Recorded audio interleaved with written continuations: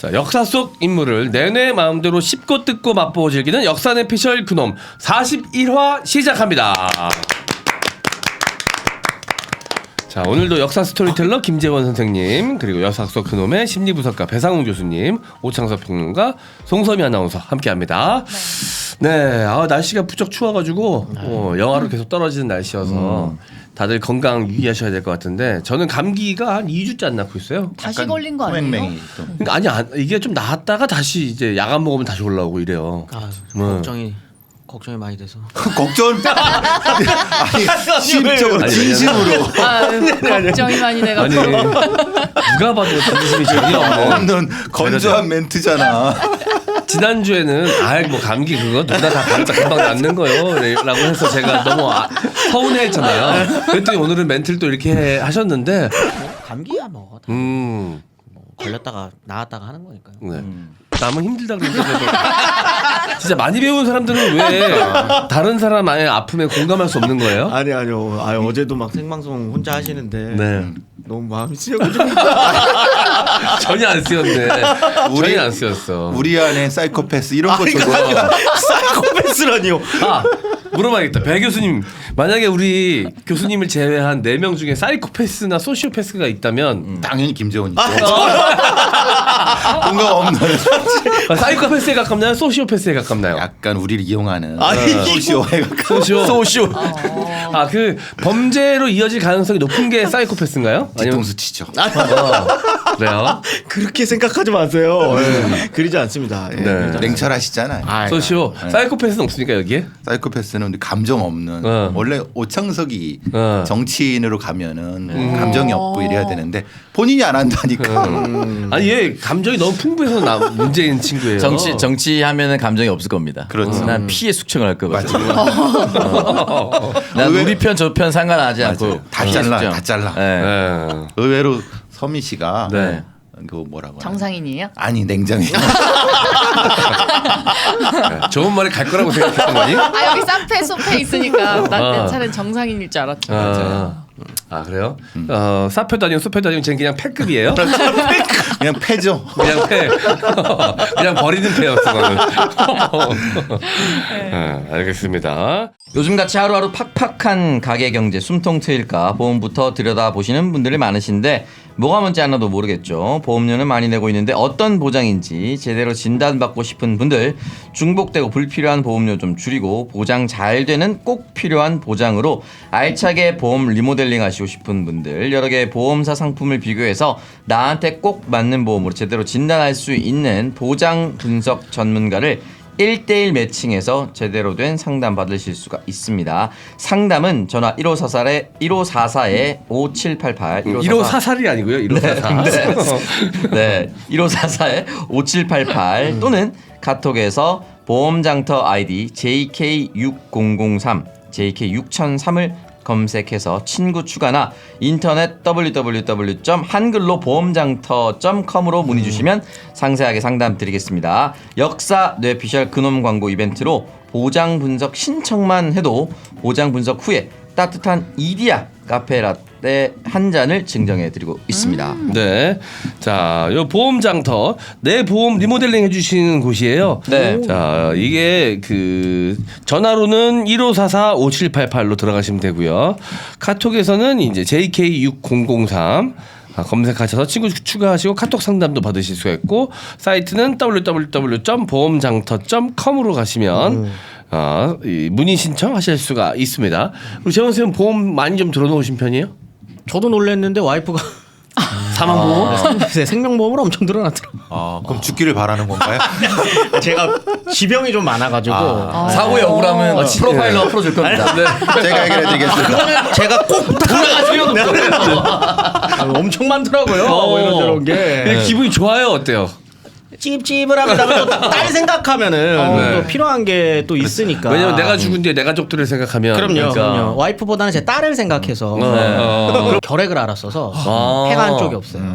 폐가 한쪽이 없어요? 쭉으로 들어가 있죠. 오래 사시겠네요. 네, 그리고 편도 한번 해가지고 여기 하나가 없고. 근데 이런 분들이 오래 살아. 맞아요. 골골대면서 이제 많이 왜냐면 이런 분들은 계속 자기 건강을 체크하고 맞아요. 오히려. 맞습니다. 되게 건강해 보였는데. 저요? 근데 참 뭐 많이 알려진 것이 그다음 좀 항문 건강에도 좀 안 좋고 항문 그래가지고 건강? 네. 치질? 제가 몇번 얘기했지 뭐라니까. 치료.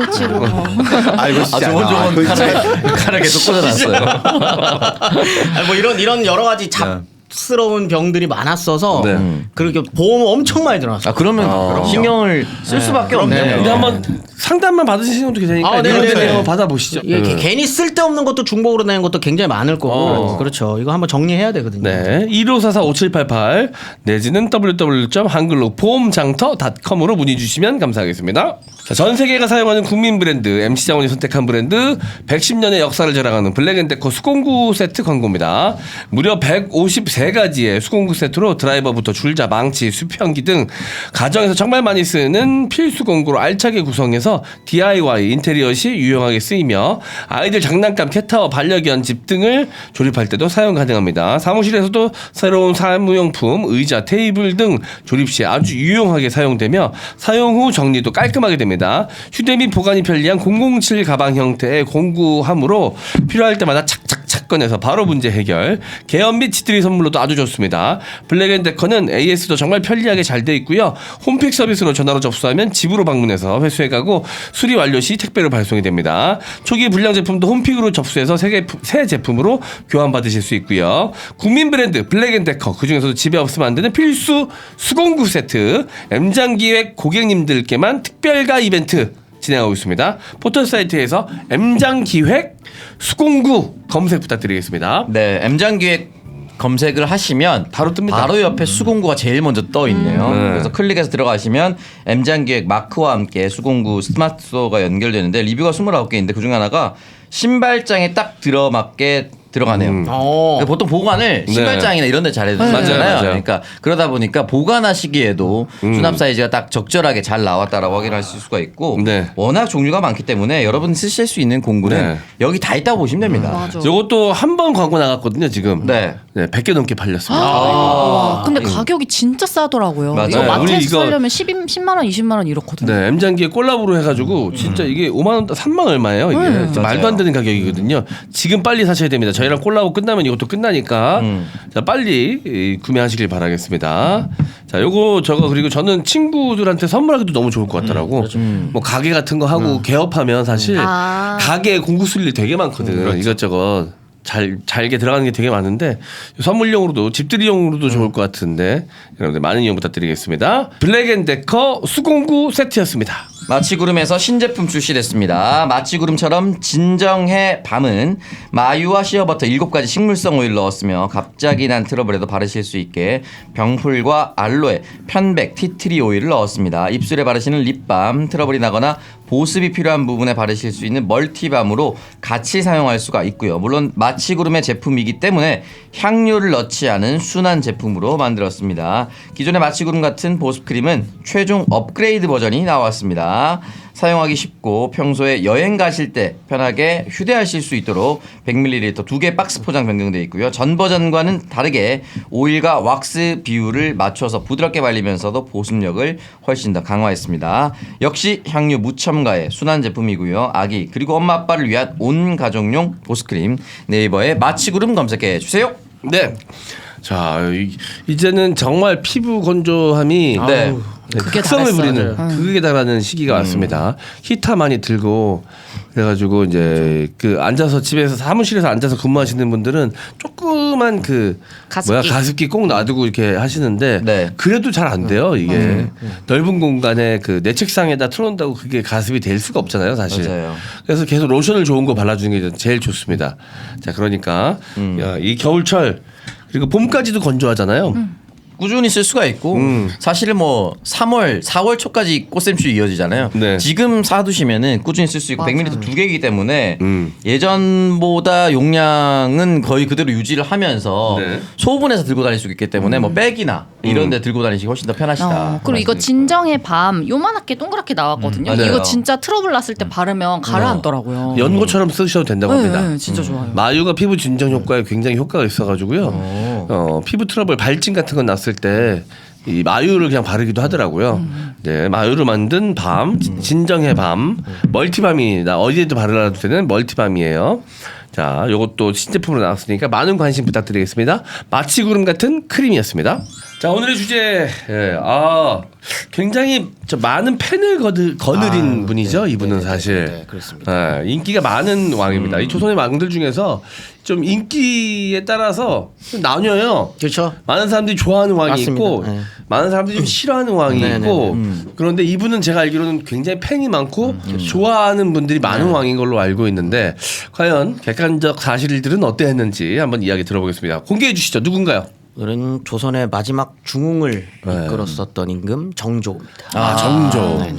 사실 대왕이라고 이게 칭호가 붙는 게 세종 대왕이 그렇죠. 있죠. 강개토 대왕. 네네. 문무대왕. 문무대왕. 그리고 정조 대왕이라고 네네네. 부르시는 분들도 있습니다.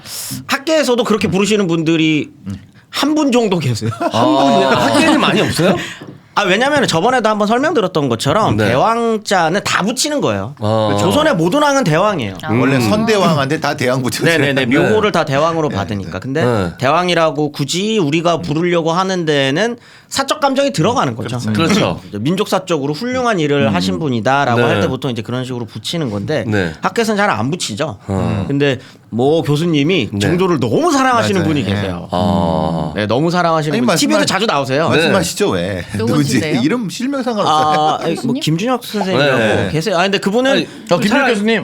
네네네네 그분은 그냥 정말로 이제 존경하세요. 정조를 되게 존경하시고. 수원시장도 네네. 네, 그분 맞습니다. 네네네 그러셔가지고 그렇게 부르시는데 학계 안에서는 이제 그렇게 안 부르고 그렇죠. 논문을 쓴다거나 네. 이럴 땐 당연히 정조대왕이라는 표현을 쓰지 학자가 않아요. 왜냐면- 그렇게 부르지는 않지. 네네네. 학계 내에서는 최대한 드라이하게 사적 그렇죠. 감정을 예. 배제하고 네네네. 오히려 그런 감정을 드러내면 논문 자체 신뢰가 사감이 약간 그럴 수도 들어간다고 있어요. 네네. 여겨질 수 있으니까. 근데 개인적으로 근데 여기 한국 사회사학회나 이런 데 가면은 정조를 그 정도로 좋아하시는 분들이 꽤 있어요. 있으세요? 좋아하시는 네. 분들 많아요. 그것만 연구하시는 분들이 네네네네. 있고 평생. 네. 근데 그만큼 훌륭한 일을 많이 하셨죠. 네. 서민 씨는 정조대왕 좋아하세요?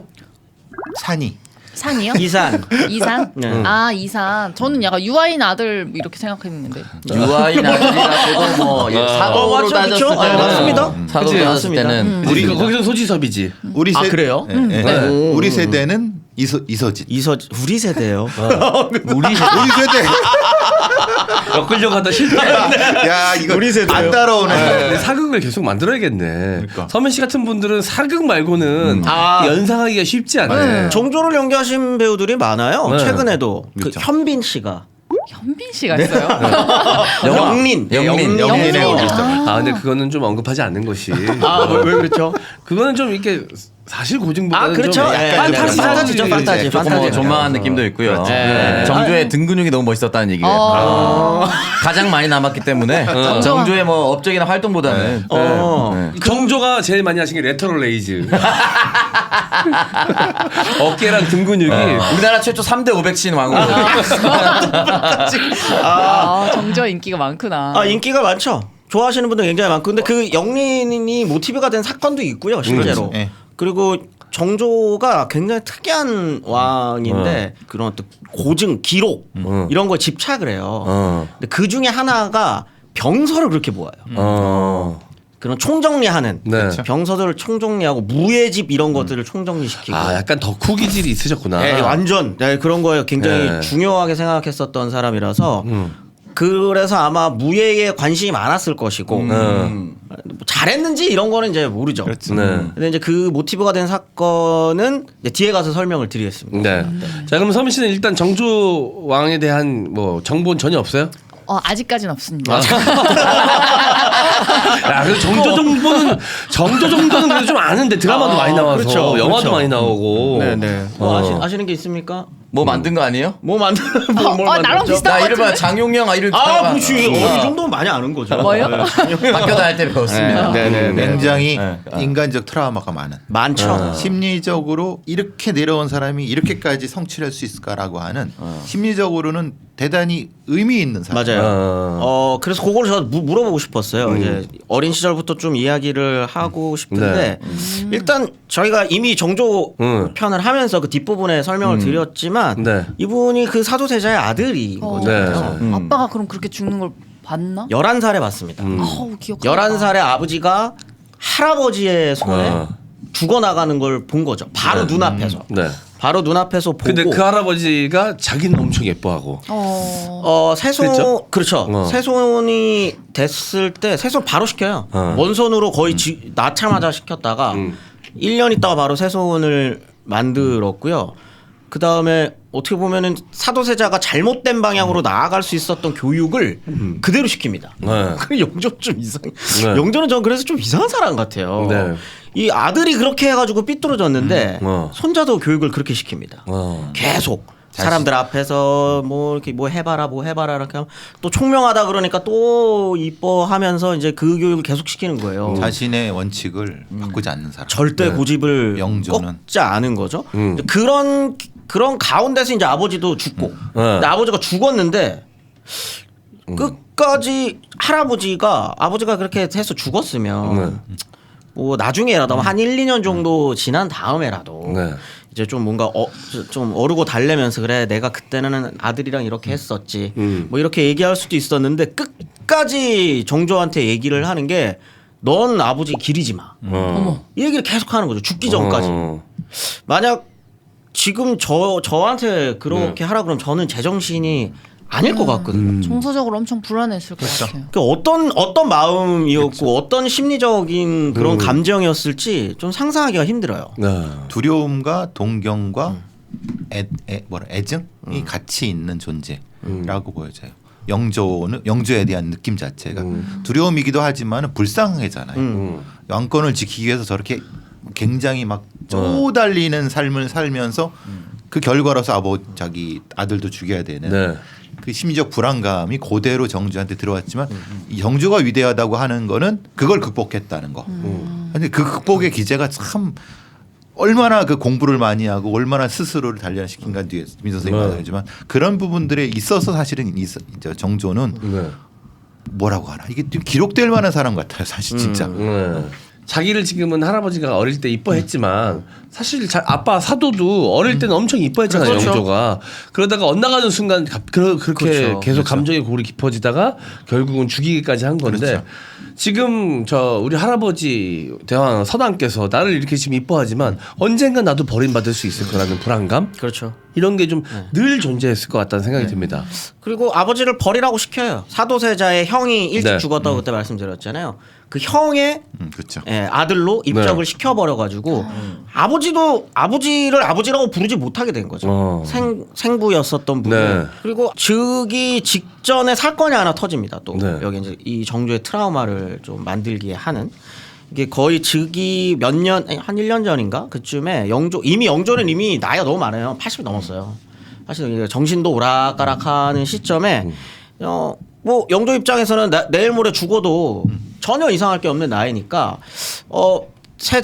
지금의 세자, 그러니까 이사한테 왕위를 물려주고 자기는 이제 쉬겠다라고 발표를 시켜요. 근데 그거를 노론들이 막습니다. 근데 이게 엄청난 사건이에요. 왜냐면 그 조승지한테 왕위를 물려주겠다라고 하는 거를 이렇게 쓰는 거죠. 이렇게 거의 기록을 해야 되는데 그걸 막아요. 못 쓰게. 왜? 왜 막아요? 노론 입장에서는 자기네들이 죽였잖아요. 이 세자의 아빠를. 사도세자를 죽였으니까 이 사람이 왕이 되는 걸 받아들일 수 없는 겁니다. 어떤 보복이 어떻게 있을지 모르니까. 그러니까 노론들이 이제 그걸 막은 거죠. 근데 그거를 용조가 조금 이미 정신이 없는 거예요. 그래서 까먹어요. 자기가 교지를 내린 거를 까먹어. 치매가 왔구나. 네. 그렇지. 치매인지. 또 아니면 그럴 수 정신이 있죠. 오락간데 지금도 80이 넘으면은 뭐 그러실 수 있는데 재벌집 막내 아들 좀 선망 증세. 그렇게 될 수 있죠. 선망 증세죠. 근데 그거를 이제 노론 쪽이 아닌 쪽에서 또 쓱 한번 흘린 거죠. 영조한테 가서 말해줍니다. 영조가 그걸 알아요. 뭐 이런 일이 그래서 이제 다시 교지를 다시 내리고 이런 사건이 있어서 그리고 얼마 안 있다가 이제 영조가 죽는데 이제 정조는 그 과정을 다 봐요 눈앞에서 다 보는 거죠. 그러니까 내가 왕이 돼도 이 내가 왕이 아닐 수도 있겠구나라고 하는 생각 속에서 왕이 된 겁니다. 그냥 왕이 된 거예요. 그리고 왕이 되자마자 암살 사건이 벌어져요. 계속. 이것도 이게 영린의 영린 내에서 모티브가 들어간 됐었던 이야기죠. 건데 네. 실제 그 동궁을 네 옵니다. 와서 자객이 와서. 자객이 와요. 이거 어떻게 보면 말이 안 돼. 요거 이제 이산의 초반의 장면에 나오는. 그렇죠. 네. 실제 기록이 있는 거예요. 이 기록이 있는 건데 이제 자객이 이렇게 오는데 이것도 어떻게 보면 정조가 이미 왕이 되기 직전부터 갖고 있었던 트라우마들이 있어가지고 네. 불면증이 있어요. 언제 죽을지 아버지가 그렇게 죽었으니까 네. 언제 죽을지 몰라서 밤에 잠을 안 자요. 계속 공부합니다. 그때 공부한 거구나. 계속 공부해요. 계속 공부만 하는 거예요. 그러니까 불안감을 공부로 승화시켰구나. 이 사람은 어떻게 보면 공부를 안 하면은 안 되는 사람이고요. 왕권을 강화하지 않으면 안 됐었던 왕이에요. 빌미를 잡히면 안 되는. 네. 자기가 살기 위해 공부했어야 되는 왕. 훌륭한 왕인데 네. 단순히 그렇게 표현하면 안 되고요. 훌륭해야만 하는 왕이에요. 그렇지 않으면 죽어요. 훌륭하지 않으면 죽어요, 이 사람은. 언제든지 네. 흠을 잡혀서 네. 실력으로 압살해야 되는 분위기. 그렇죠. 어. 그러니까 이제 밤늦게 이제 공부를 하는데 자객이 온 거죠. 이것도 웃긴 거죠. 아직 잠도 안 자고 있는데 자객이 온 거예요, 죽이러. 근데 이제 이거를 알고 있었기 때문에 이미 주변에 이제 호위무사들을 데리고 있었던 거죠. 그래서 되게 자세하게 기록돼 있어요. 아마 자객이 2명인가 왔는데 네. 호위무사 4명이었어요. 그래서 이제 이미 쪽수상으로 상대가 안 되네. 그렇죠. 네. 쪽수상으로 이렇게 해가지고 원래 침소에서 자고 있었던 데에서는 이겨내고 딴 데로 도망가는데 거기까지 찾아옵니다. 자객이. 근데 이제 4대2로 붙어가지고 이제 네. 둘을 그거 되는데 결국은 이걸 누가 시켰는지는 못 밝혀내죠. 끝내는 밝혀내지는 못하는데 뭐 아마도 노론과 아마 그 거기에 이제 관여가 돼 있었던 아마 외척 세력이 네. 아니었을까라고 이제 이야기는 되는 거고. 근데 왕을 자객으로 죽인다고 생각했던 것 자체가 좀 그러니까. 무모했네. 근데 그 정도로 그러면 역으로 이렇게 한번 생각해 봅시다. 내가 좀 지금 왕권이 위태로우니까 뭔가 이 퍼포먼스 이벤트를 만들어서 이걸 빌미로 내가 좀 분위기를 휘어잡아야겠다 해서 자객 쇼. 그럴 수도 있어요.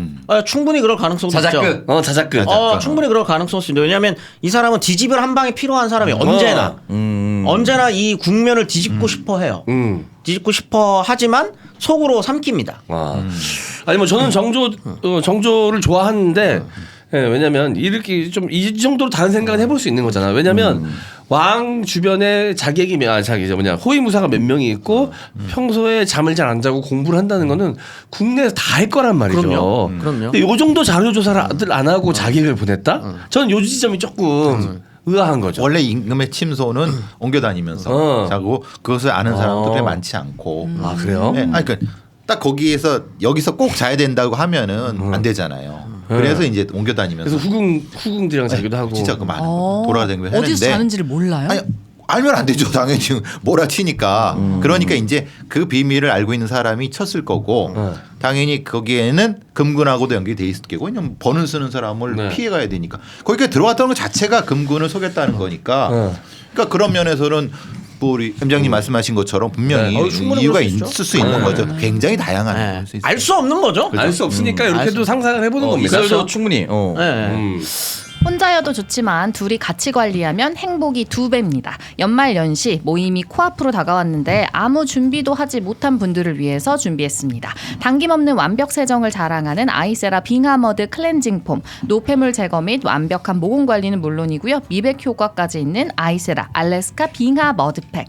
마지막으로 피테라를 주 원료로 빙하수의 천연 미네랄과 황금 비율로 탄생한 아이세라 프리미엄 수면팩으로 지친 피부를 진정시키고 생기를 불어넣어 주세요. 아이세라와 함께라면 더 이상의 피부 기초 관리는 필요 없습니다. 소노코스몰 자사몰에선 연말 감사 이벤트도 실시하고 있습니다. 원뿔원 추첨, 룰렛 이벤트 등 다양한 이벤트가 진행 중이니까요. 이벤트 종료 전에 많은 참여 부탁드립니다. 네.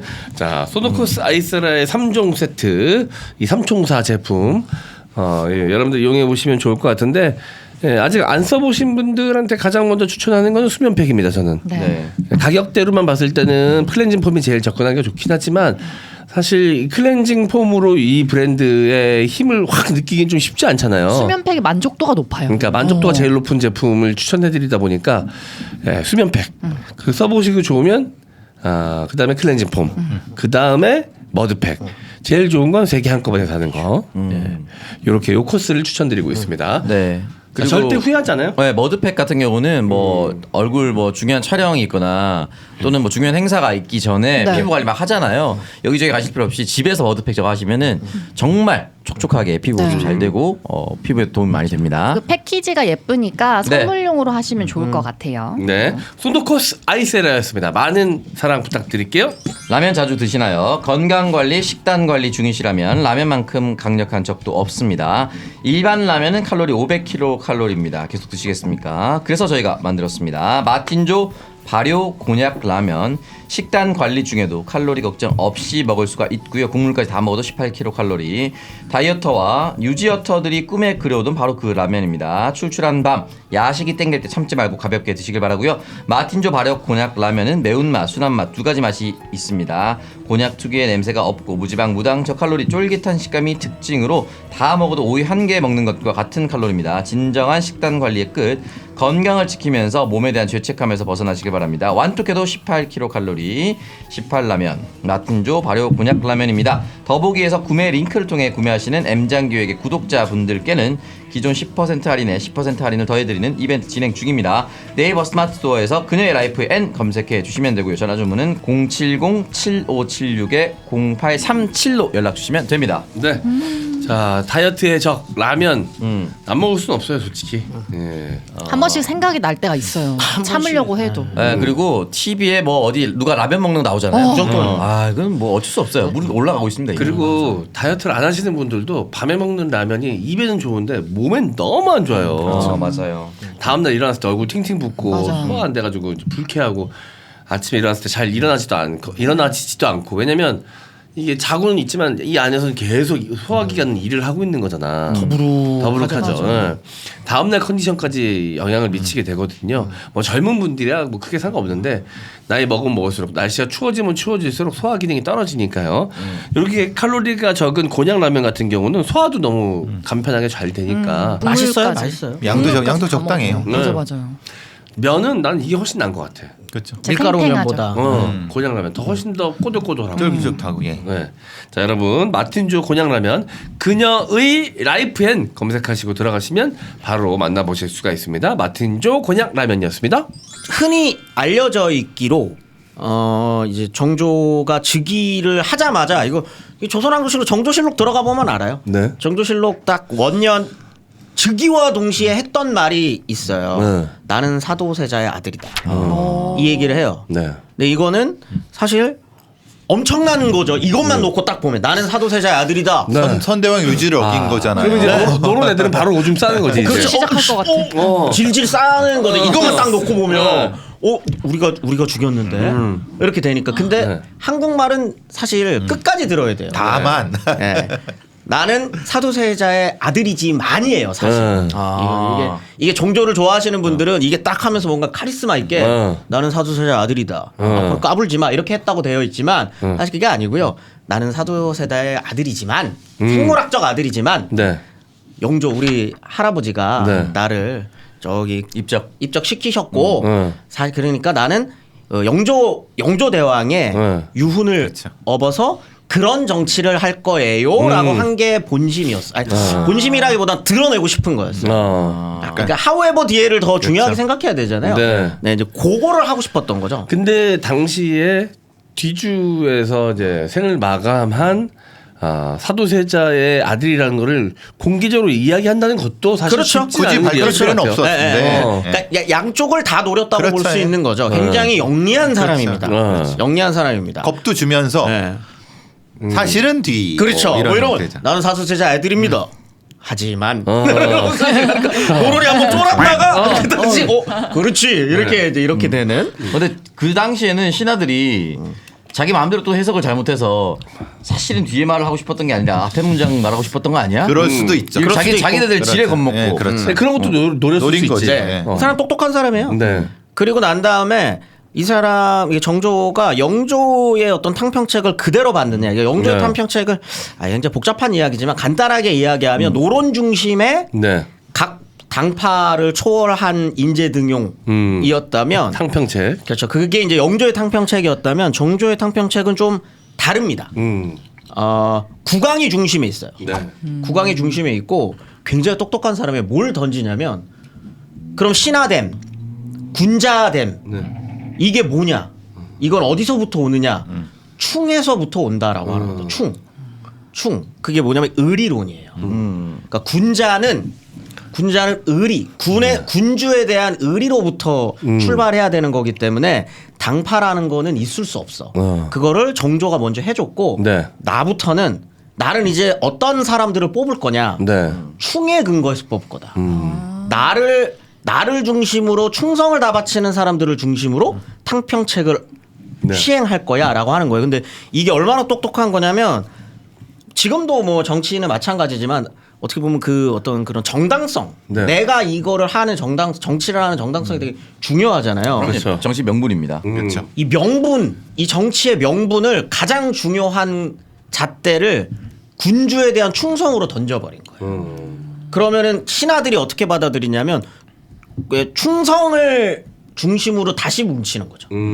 그렇게 되면 기존의 붕당이 사실 의미가 없어집니다. 네. 그러면서 붕당이 이제 없어지는 거예요. 그게 이제 이게 어떻게 이야기를 하냐면 의리란 자기가 옳다고 믿는 것일 뿐만 아니라 천리에 부합하는 것을 말하는 게 천리라는 거죠. 하늘의 뜻. 그러니까 의리가 정말 천리에 부합한지는 공론에 붙이자. 그래서 모든 토론 과정에 네.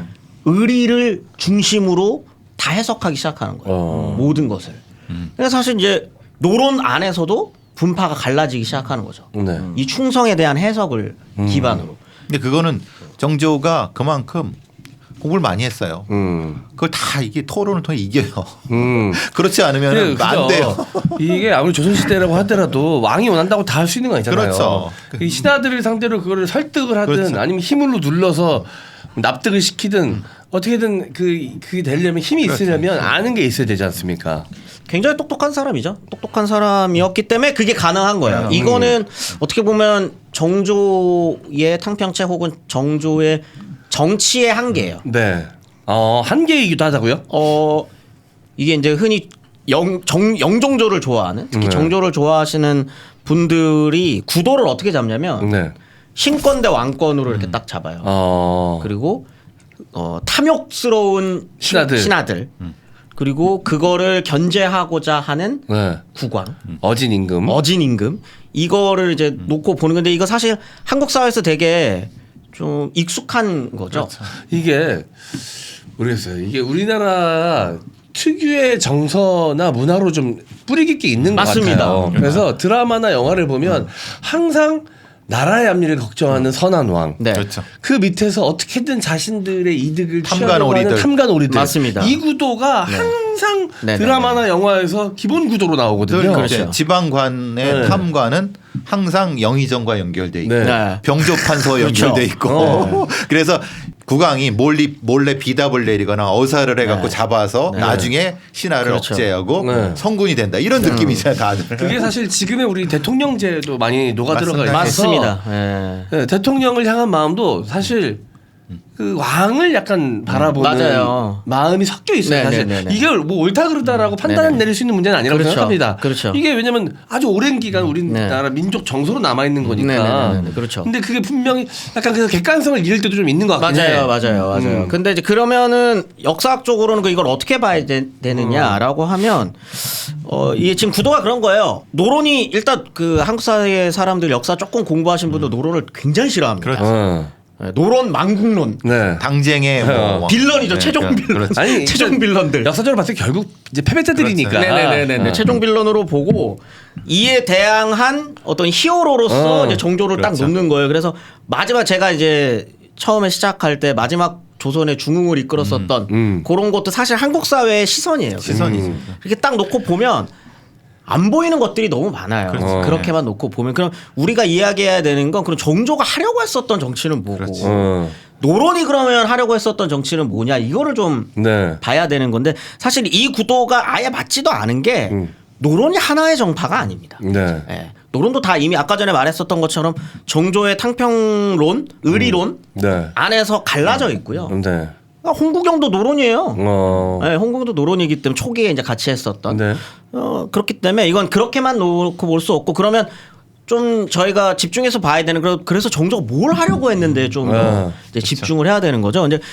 근데 이제 정조 좋아하시는 분들은 네. 마치 정조를 시대를 한 200년 앞서간 사람으로 그 실제로 그런 드라마도 있어요. 네, 마치 그 정조가 원래 타임머신 타고 가서 한 사람이 그 진짜 드라마도 있어요. 드라마가 타임머신 타고 나온다고요? 네, 원래 정조란 사람은 200년 뒤의 사람인데 가서 그걸 했다. 그 진짜 그 드라마 있어요. 근데 이제 그거를 주로 이야기할 때에 이제 정조가 쓰는 단어들이 조금 그런 게 있어요. 뭐냐면 민국이라는 단어를 조금 자주 써요. 민국. 그다음에 그 당시. 시민이라는 단어를 좀 써요. 시민이라는 단어를. 시민이라는 단어 쓰는데 처음 쓴 거예요? 그 전에도 있어요. 있었지만 그 왕이 썼으니까. 네네네. 근데 이거를 절대 오해하면 안 되는 게 그렇죠. 지금 우리가 생각하는 근대적 의미의 민국도 절대 아니고요. 지금 우리가 생각하는 근대 국민국가 안에서의 시민이란 개념은 아니에요. 네, 그런 개념이 전혀 아닙니다. 네. 근데 이제 그러다 보니까 이제 뭔가 이제 혹시 정조가 근대적 국민국가를 만들려고 했었던 그렇죠. 왕은 아닐까? 네. 이렇게 생각해가지고 이제 방금 네. 배 교수님이 얘기한 것처럼 이제 그런 사람으로 좀 그리는데 그 시대적 한계를 뛰어넘을 수 있을 있었던 정도의 사람은 사람이다. 네. 아니다. 아닐 수 있다. 역사적으로 그런 사람은 절대 존재할 수 없습니다. 그런 사람은 존재하지 않아요. 일단 그거는 굉장히 탈역사적인 해석이고 네. 진짜 성군이다 이러면 네. 한 20-30년 앞서 보면 그 사람 정말 성군입니다. 네. 이때 이걸 했어 정도가 되는. 한 20-30년 정도를 앞서. 그리고 그런 사람이 있어야 네. 오히려 좀 이게 시스템을 만들 수 있죠. 내가 한 20-30년을 앞서서 네. 바라보면서 그거를 준비하는 시스템을 만들어 나가고 이러면은 이제 성군 표현을 네. 이제 쓸 수 있는 거고요. 이 정도면은 잘한 임금이야라고 하면 한 1-2년 정도 바라보면서 하면 그 정도면 그냥 잘한 임금. 근데 세종대왕님 같은 경우는 사실 네. 한글을 만들었다는 걸로만 결과적으로 봤을 때는 네. 아주 먼 미래까지도 대비하는 것처럼 보이잖아요. 위대한 언어학자. 네네. 언어학자. 이것도 욕 먹을 수도 있는데. 네. 욕먹어 혼자 먹어야지. 아니, 우리는 빠져야지. 한글만 놓고 네. 그 한글을 만들었었다라는 거에 대한 평가를 떠나서 네. 이 한글이 위대한 건요. 세종이라는 인물이 그 한글을 만들어서 위대한 것도 있지만 네. 저희가 기억해야 돼. 역사학적으로 한글의 위대함을 네. 얘기하기 위해선 이걸 사용한 사람들을 위대하게 생각해야 돼요. 왜냐하면 흔히 우리가 하는 오해 중에 하나가 문자를 만든 사람은 세종이 유일했다라고 알고 있는데 그건 아니에요. 네. 이 글자를 만든 사람들은 네. 여러 있습니다. 네. 창제된 글자들이 있어요. 우리나라 내부에서요? 아니요, 왜 다른 전 나라에서 세계적으로 봤을 네. 때? 있어요. 네. 근데 뭐 그건 있죠. 이 글자를 누가 만들었느냐가 명확하게 기록된 거는 세종이 유일할 수 그렇죠. 있는데. 창제의 과정이 기록돼 있고. 네네네. 글자들은 계속 만들어져요. 네. 왜냐하면 계속 이 한자 문화권에서도 한자만 쓸 수 없는 노릇이니까 다 만듭니다. 근데 이게 지금까지 남아 있을 수 있는 건 한글이라는 글자가 위대한 것도 있지만 계속 사용했다는 거죠. 국민들이 사용하게 네. 만든 게 대단하다. 네. 백성들이 위대한 거예요, 이거. 그걸 가지고 시스템화 시키고 네. 쓰고 언문이든 만들어 갖고 문학으로 만들고 네. 이런 그때 것들. 당시 이걸 계속적으로 사용했었던 뭐 정치적인 그런 분위기 속에서의 어떤 서얼들, 그 다음에 여성들, 이분들이 이 글자, 이 훌륭한 글자가 세종이 네. 만든 이 훌륭한 글자가 사장되지 않도록 끊임없이 사용했다는 거죠. 그게 더 훌륭한 겁니다. 그래야 이 한글의 우수함이 더 드러나는 거예요. 우리 세종대왕님이 이걸 만들어서 우리가 너무 막 이것도 거기서 좋지만 끝나면 안 된다. 거기서 그렇죠. 끝나면 안 돼요. 원래 제가 그때 말씀드렸지 않습니까? 13, 14세기에 동아시아 지역에서의 이 문자 그 만드는 운동들이 많이 있었어요. 많이 있어요. 예. 몽고 쪽도 그랬고 저 만주 쪽도 그렇고 근데 여러 가지인데 그것들을 모아서 창제를 했고 그걸 가지고 지금까지 써왔던 데는 여기밖에 없는 네. 거예요. 만주 문자는 아직도 있습니다. 네. 근데 네. 사라져 버렸어요. 안 쓰니까. 안 쓰. 근데 그러니까요. 실제로 우리가 이제 남한세상 같은 데서 만주 말하는 거 나오잖아요. 그 기록이 있으니까. 초정변기활. 예, 거기서 있으니까. 근데 지금은 사라져 버렸어요. 쓰는 사람이 사라져 버렸잖아요. 우리는 아직도 있고. 그러니까 그 차이. 출처를 알 수 없는 자연 발생어들은 뭐 계속 쓰지만 이후에 이제 역사가 기록된 그렇죠. 예. 이후에 누군가에 의해서 만들어진 말 중에 계속 이렇게 대를 이어서 사용을 하고 다듬어져서 모두가 쓰고 있는 말은 네. 이 한글이 그럼요. 유일하다. 네, 그 글자. 사실 그 에스페란토 세계어도 그렇습니다. 예. 이제 세계인이 한번 써보자 하고 만들었지만 안 쓰잖아요. 유명무실하거든요. 네, 안 쓰잖아요. 네. 네. 그게 그걸 저희가 좀 강조할 필요가 있어요. 네, 그거. 아 좋은 말씀이신 것 같아요. 이거는 물론 세종대왕의 위대함에 대해서 우리가 폄하하려는 게 그런 건 아니라 아닙니다. 그 이후에 계속 그 말을 지키려고 했던 네. 이 사람들의 네, 노력. 네, 네. 그렇죠. 예. 아, 사실 이런 건 생각 안 해봤네요. 사실 저도. 폄하는 김전성이 하신 거고. 우리는 이제 계승을 한 거고. 혐오 아니. 근데 그거는 그러니까 나은 정 기른 정. 네, 그렇죠. 중국어보다 한글이 더 쉬웠다는 거 아니에요? 그럼 결국은? 그렇죠. 그럴 수도 있죠. 그렇기도 한데 이제 그런 거죠. 이건 세종 때 뭐 한 번 더 다루면 좋을 텐데 그 세종이라는 그 인물이 그 성군이에요. 네. 성군이죠. 그때 당 진짜 그분이야말로 20-30년을 내다보면서 네. 정치를 했었던 사람이니까 그분이 이렇게 만들었을 때 한글이라는 걸 만들었을 때의 그 의미랑 사용한 사람들의 의미가 달라요. 애초에 이제 세종이 이걸 글자를 만들었을 때 의미는 보다 중국에서 만들어진 이 성리학이라고 하는 걸 사람들이 좀 편리하게 빠르게 습득할 수 있도록 이제 만들려고 했었던 거고 요거를 사용했었던 그러니까 사실 백성들은 처음에 의도는 도구로서의 언어였군요. 그렇죠. 언어였군요. 네, 그런데 이걸 사용하시는 분들 국민들 백성들은 네. 그것보다도 훨씬 다양하게 사용했다. 그게 더 이제 중요하다. 문학도 창제를 하고. 그럼요. 네, 그게 더 중요하다. 문학도. 그리고 거기에 비견될 만큼 정조도 한 20-30년을 앞서갔던 임금인 거는 맞아요. 사실이다. 그건 맞습니다. 그만으로 또 엄청난 거잖아요. 사실. 아니, 엄청난 거죠. 엄청난 거죠. 물론 한계가 분명한 사람이긴 하지만. 네. 네. 그래서 그런 이야기들을 좀 하고 싶었었던 겁니다. 그래서 네. 왜 이렇게까지 성군이라는 이야기를 하느냐. 네. 아까 말했던 것처럼 이 사람은 성군이어야만 해요. 안 그러면 죽어요. 안 그러면 죽습니다. 그렇기 때문에 일 중독자이기도 하면서 네. 공부에 중독된 사람이에요. 공부에 중독된 사람이고 가장 중요한 업적 중에 하나를 꼽자 그러면 이제 규장각.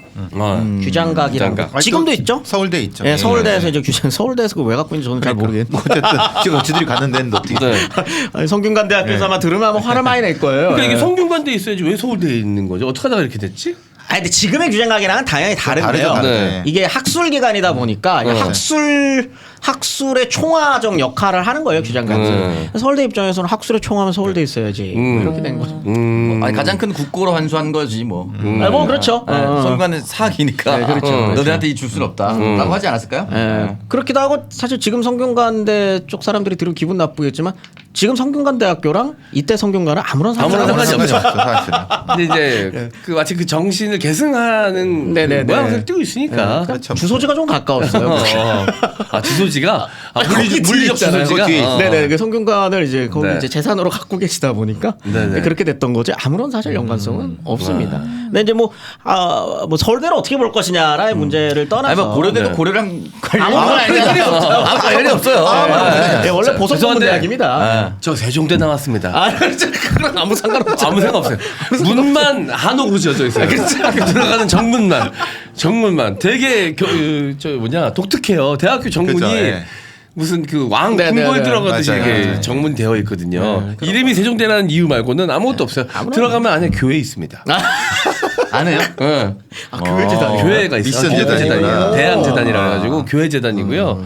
안에 그리고 제 원래는 수도여자 사범대였거든요. 저희 세종대가. 전혀 상관없네. 그리고 약간 추워요 그쪽이 지대가 왠지 모르겠는데 그래서 음기가 세다 그래가지고 남근상이 그렇게 많아요.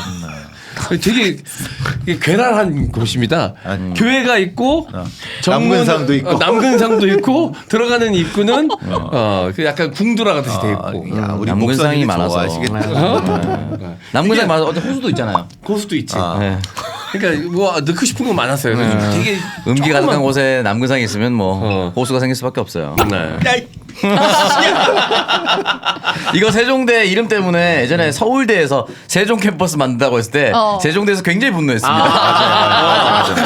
그치? 역사가 있는. 뭔가 분원처럼 돼 보이잖아요. 근데 대학생들 중에 좋아하는 사람도 있었습니다. 서울대 소속되는 것 같아서. 아 상상도 못했네. 그럴 수도 있죠. 우리 서울대 밑으로 가는 거야? 아 반대한 기사만 봐가지고. 네, 뭐 그럴 수도 있겠죠. 네. 근데 이제 정조는 그러다 보니까 규장각을 통해서 많은 것을 하려고 했어요. 그리고 공부를 굉장히 많은 어떻게 문치를 상징하는 흔히 정조 시대를 조선의 르네상스 뭐 이렇게 부를 때 규장각을 강조를 많이 하죠. 그래서 규장각은 학술 기관이잖아요. 학술 기관. 그러면 이제 규장각이 뭐 이렇게 어떻게 생겼어요? 건물도 있고. 건물도 있죠. 건물도 있습니다. 네, 건물이 아니 건물도 근데 있죠. 그걸 서울대가 가져갔다 그러니까 저는 그걸 뜯어갖고. 아, 건물 뭐죠? 그거 맞죠? 네네네. 뜯어갖고 옮겼죠. 건물을 뜯어서 예, 그냥 예, 자기들 건물을 가져갔어요. 분해갖고. 네. 그렇기도 하고 더 중요한 건 상징이에요. 상징이 상징이. 국가의 학술을 담당하고 국가 그렇죠. 학술의 총화 네. 이 기관이라고 하는 걸 이제 상징하는 곳인데 그건 누가 갖고 갈 거냐? 근데 사실 뭐 맞는 말이기도 한 게 서울대는 국립대잖아요. 그냥 가져간 거죠. 그냥 가져간 측면이 있는 거고 그거를 뭐 굳이 뭐 이렇게 시비 걸고 싶지는 않은데 그냥 네네. 예, 지금 괜히 그냥 좀 그냥 그 이유는 단순합니다. 예. 서울대가 아니기 때문에. 그렇죠. 그런 게 조금 있어가지고 아무튼 근데 이제 여기서 좀 중요했었던 건 흔히 얘기하는 원래 정치의 중심이 되지 못했었던 네. 서울 중심의 좀 유능한 인재들을 이 기관을 통해서 이제 키우려고 했었다는 거 다 아시는 분들입니다. 박제가, 네. 이동무, 유득공 네. 소위 실학자라고 하는. 네, 네. 어쨌든 이 사람들은 천재들이에요. 정말 천재들이고 네. 아마 유득공 박제가인가 유득공인가 별명이 바보예요. 책만 보는 바보. 간서치. 예, 맞아. 그래서 이제 책만 보는 바보. 그러니까 미친 거 책에 공부를 막 너무 열심히 하는 근데 간수치가 높았어? 간수치가 좀 많이 높았어요. 책 많이 봐. 뭐라는 거예요, 너한테? 간서치. 예. 간서치. 책만 보는 바보라는 한자. 아, 간서치예요. 네, 이게? 간서치라고. 아, 나는 간수치라고 갑자기 그래가지고. 아니고요. 아, 그게 책만 한자어로 간서치라고 하는군요. 네네네. 보면은 짜증나요. 역사 이 시기 연구하는 사람들은 좀 짜증납니다. 너무 똑똑해서요? 아니야. 기록을 너무 많이 남겨서 봐야 될 다 자료가 봐야 되잖아. 너무 많아요. 너무 많아요. 그러니까 정말 이 많습니다. 실학자 이 크루들이 네. 다 같이 연구하면서 남긴 이 책 같은 것들이 연구 자료들이 너무 많군요. 너무 많.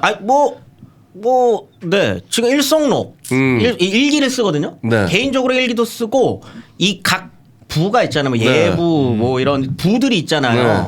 그 부에서 지금까지 조선 시대에서 뭐 예를 들어서 뭐 예조 예조에서 지금까지 했었던 거 다 정리해. 아. 이런 뭐 시키는 거고 호조에서 했었던 거 다 정리해. 와. 그다음에 여기 각 기구들마다 그 기록하는 애들을 다 붙여가지고 다 기록해요. 아, 정조의 명령에 따라서 다 기록합니다. 일일이 다. 일종의 검서관 같은 게 많아. 네. 실학 간서치즈 나 얘네들이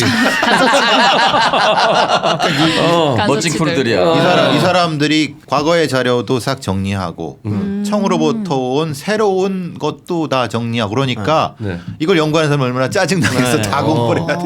근데 이렇게 똑똑한 사람들인데 왜 드라마나 영화 이런 거 하나도 안 됐어요, 이 사람들은? 많이 됐다니까요. 그래요? 감정 소시오패스. 정조 드라마 많이 아니, 나왔다고. 근데 박제가랑 유득공, 이동무 이 사람들 아니 이 사람들도 다 등장하죠. 등장을 하는데 등장하죠. 혐의 얘기는 그게 이 아니라 사람들이 왜 왜 주인공이 주인공이 안 되느냐? 어, 글쎄 그 정도는 아닌가? 결국은 근데 이 사람들이 이렇게 연구를 할 수 있었던 건 정조의 뜻과 명령이 네. 있었기 때문에 가능했었기 때문에 만들 거면 정조가 주인공이 되는 거지 그렇겠죠. 결국은. 네, 그럴 수 있죠. 거꾸로 생각하면은 이 사람들이 주인공이 되면은 정조 시대의 중요한 것을 놓치기도 하고 정조의 전인적인 인상이 파괴되잖아요, 사실은. 그죠? 신화화 시켜야 되니까요. 그 신화화죠. 네, 신화화 시켜야 되니까요. 네. 신화 근데 더 똑똑해지면 영화나 안 되는구나. 드라마로 꺾기 할 수 있을 텐데 꺾기 잘 안 되나 봐요. 왜냐면 솔직히 말해서 관상이란 영화에서 관상가가 어디 있습니까? 근데 그 시대적 배경을 관상가를 투입시켜서 주인공을 만들었잖아요. 그러면 박지원 정도는 할 수 있을 텐데 그 정도 꺾기는 아직 뭐 사실 박지원, 박재가 이런 사람들은 굉장히 연구가 필요하고 근데 사실은 못 찾잖아요. 네. 그런 것도 있고 홍구경은 나왔으니까요. 홍구경 나왔을 때 욕 많이 먹었습니다. 그 드라마. 정웅인 씨가 나왔었나요? 아니, 김상경? 김상경 배우가 홍구경 역할을 아마 했을 아 거예요. 맞네요. 김상경 그리고 정후겸을 정웅인이 네. 근데 이제 그 거기서도 이제 사실 홍구경은 나중에 이제 팽당하는 인물이고 그렇죠. 영조를 띄워주려면 홍구경을 좀 깔아야 되는데 주인공이 네. 홍구경이다 보니까 네. 약간 이제 마치 이제 성구경을 뭔가 이제 그렇게 그리고 욕 많이 먹어요. 아무튼 그래서 이제 좀 안 되는 것도 있을 거고. 우리가 정조를 사실은 정조도 다 못 뛰어넘었으니까 정조의 신하들은 그리고 그 다음이겠죠. 대한민국 국민들 정서가 기본적으로 신하가 퍼포먼스가 뛰어나가지고 왕을 뛰어넘는 설정 자체를 별로 좋아하지 않아요. 애매하지. 네, 네. 좋아하지 그거를 않습니다. 굉장히 불경한 거라고 좀 생각을 해요. 또 그분들 중에 서울도 꽤 있었고 다 그러니까 거의 다 서울 출신입니다. 그러니까 이게 사실 조금 애매하다. 네네네. 네.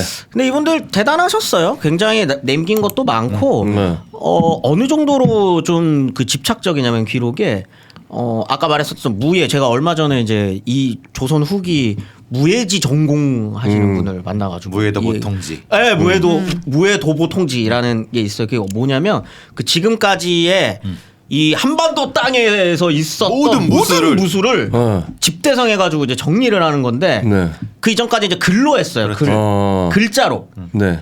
오른쪽에서 왼쪽으로 내려치고 이런 했는데 아. 글만 보고 어떻게 무예를 사파를. 그제 정도로 사파를 그려요. 우리가 보는 그 사파에 있는 게 다 그때 정리가 된 거예요. 사파를 그거 사파로. 진짜 대단하다. 그래서 요거 이제 이 시기 정가시 택견 이런 거 좋아하시는 분들 있잖아요. 여기를 다 기본 베이스로 해가지고 이제 수박 이제 들어가 있습니까? 수박. 근데 그런 거 비슷한 것들도 다 수박키, 들어가 있는 수박키 거고 그다음에 뭐 이제 이런 뭐 거. 거기는 이제 주로 무기를 들고 하는 이제 그래서 동작 하나하나를. 18기가 원래 네, 열렬까지 맞아요. 무기잖아요. 네. 18기가 그거. 근데 이제 되게 또 재밌는 거는 그 무예도보 통지를 해석하고 했던 사람이 군사 정권 때 민주화 운동하다가 감옥에 갇혀서 했던 사람이 그거를 거기 안에서 빗자루를 가지고 했다는 건 유명한 일화. 그래요? 그거 좀 몰랐어요. 무예도보 통지를 네. 그 전에는 연구를 안 했거든요. 네. 근데 그걸 거기 안에서 연구하면서 빗자루를 해면서 그걸 다 번역해서 이거 냈어요. 그 연구에 또 기반이 됐었죠. 그것도 뒷얘기죠 사실. 그러니까 이게 정조 이 전부터 움직임이 있었겠지만 정조 순조 이때 정약용 그의 정약전 네. 다산어보도 그 당시 그렇죠. 시기에 네, 나온 그때 거잖아요. 맞습니다. 이게 되게 중요한 게 성리학에 묻혀있던 조선이 그 관심을 뭔가 다양한 학문으로 그렇죠. 된 거죠. 다양한 학문 그리고 나 자신 인간 주변의 것들 인간이 뭐 이 주변에 있는 뭐 자연 환경 무술 뭐 이런 것들로 좀 다양해진 시기였던 것 같아요, 그죠? 그거를 정조가 깔아준 거예요. 네네. 그게 중요한 거예요. 그런 역할을 한 게 중요한 거고 정조가 훌륭한 거죠. 네. 왜냐하면 그런 세계적 변화들을 파악한 거니까요. 네, 왜냐하면 이건 조선만 그랬던 게 아니라 이 시기가 이제 18세기에서 19세기로 넘어가는 시점이에요. 이게 정조를 외우기가 쉬운 게 이 즉위 날짜가 언제인지 죽은 때는 1777년인가? 1800년이니까. 예, 1800년에 딱 죽어요. 19세기 시작과 함께 죽거든요. 그래서 굉장히 계산하기 훌륭하다. 야, 이 돌아가신 날도 굉장히 역사적으로 24년 제위했거든요. 네, 19세기가 시작할 때 죽어요. 빼면 돼요. 네, 그렇기 때문에 1776년. 그렇기 때문에 상징적인 인물인 거죠. 19세기 시작을 본인의 죽음과 함께. 근데 그거를 또 상징하는 일들을 많이 하는 거예요. 이 시기 어떤 세계적 변화들을 좀 빠르게 읽고 네. 그러면 이제 조선도 그렇게 변화해야지라고 네. 하는 거를 했었던 거고 그 중에 또 하나가 방금 이제 규장각이었고 그 중에 하나가 이제 장용영이라는 아까 얘기한 군사제도를 개편합니다. 근데 이게 문제들이 조금 있긴 있어요. 기존의 군사제도가. 네. 흔히 얘기하는 이제 그 소고군 5군형 체제. 근데 중요한 게 5군형인데 5군형은 수도방위 사령부라고 생각하시면 됩니다. 수방사예요. 근데 수방사의 규모가 굉장히 커져요. 그리고 이게 뭐 많이 보시는 분들은 국방비 한 절반 이상을 네. 아니, 국방비가 아니라 그 전체 국가 예산의 한 절반 이상을 국방비로 썼다라고 하거든요. 그러니까 엄청난 거죠. 근데 그렇기 때문에 그 기존의 무엇인가를 되게 비판적으로 보시는 분들이 있는데 네. 조선 입장에서는 어떻게 보면 그건 당연한 거예요. 양난을 겪잖아요. 양난을 겪은 지 얼마 안 됐어요. 그렇죠. 양난을 겪은 지 얼마 안 됐고 그렇기 때문에 빠르게 그 이전에 이제 뭐다 북벌 뭐 이게 뭐 실제 하냐 안 하냐를 떠나서 북벌 같은 거를 좀 뭔가 상징적으로라도 하려면 신식무기 조총들 빨리 와가지고 훈련도 시키고 해야 되니까 돈이 많이 들어갈 수밖에 없었어요. 근데 물론 그건 폐단이죠. 요거를 그래서 좀 빠르게 고쳐 나가려고 장영명이라고 하는 거를 만들어서 5군형 체제를 장영영 중심으로 이제 바꾸려고 했었던 거죠. 왜 앞에 걸 못 바꿨냐면은 훈련도가 어영청 금이영 같은 데가 기존에 노론 같은 그 지역에 속해 있었다. 네. 거기에 일종의 치부하는 수산.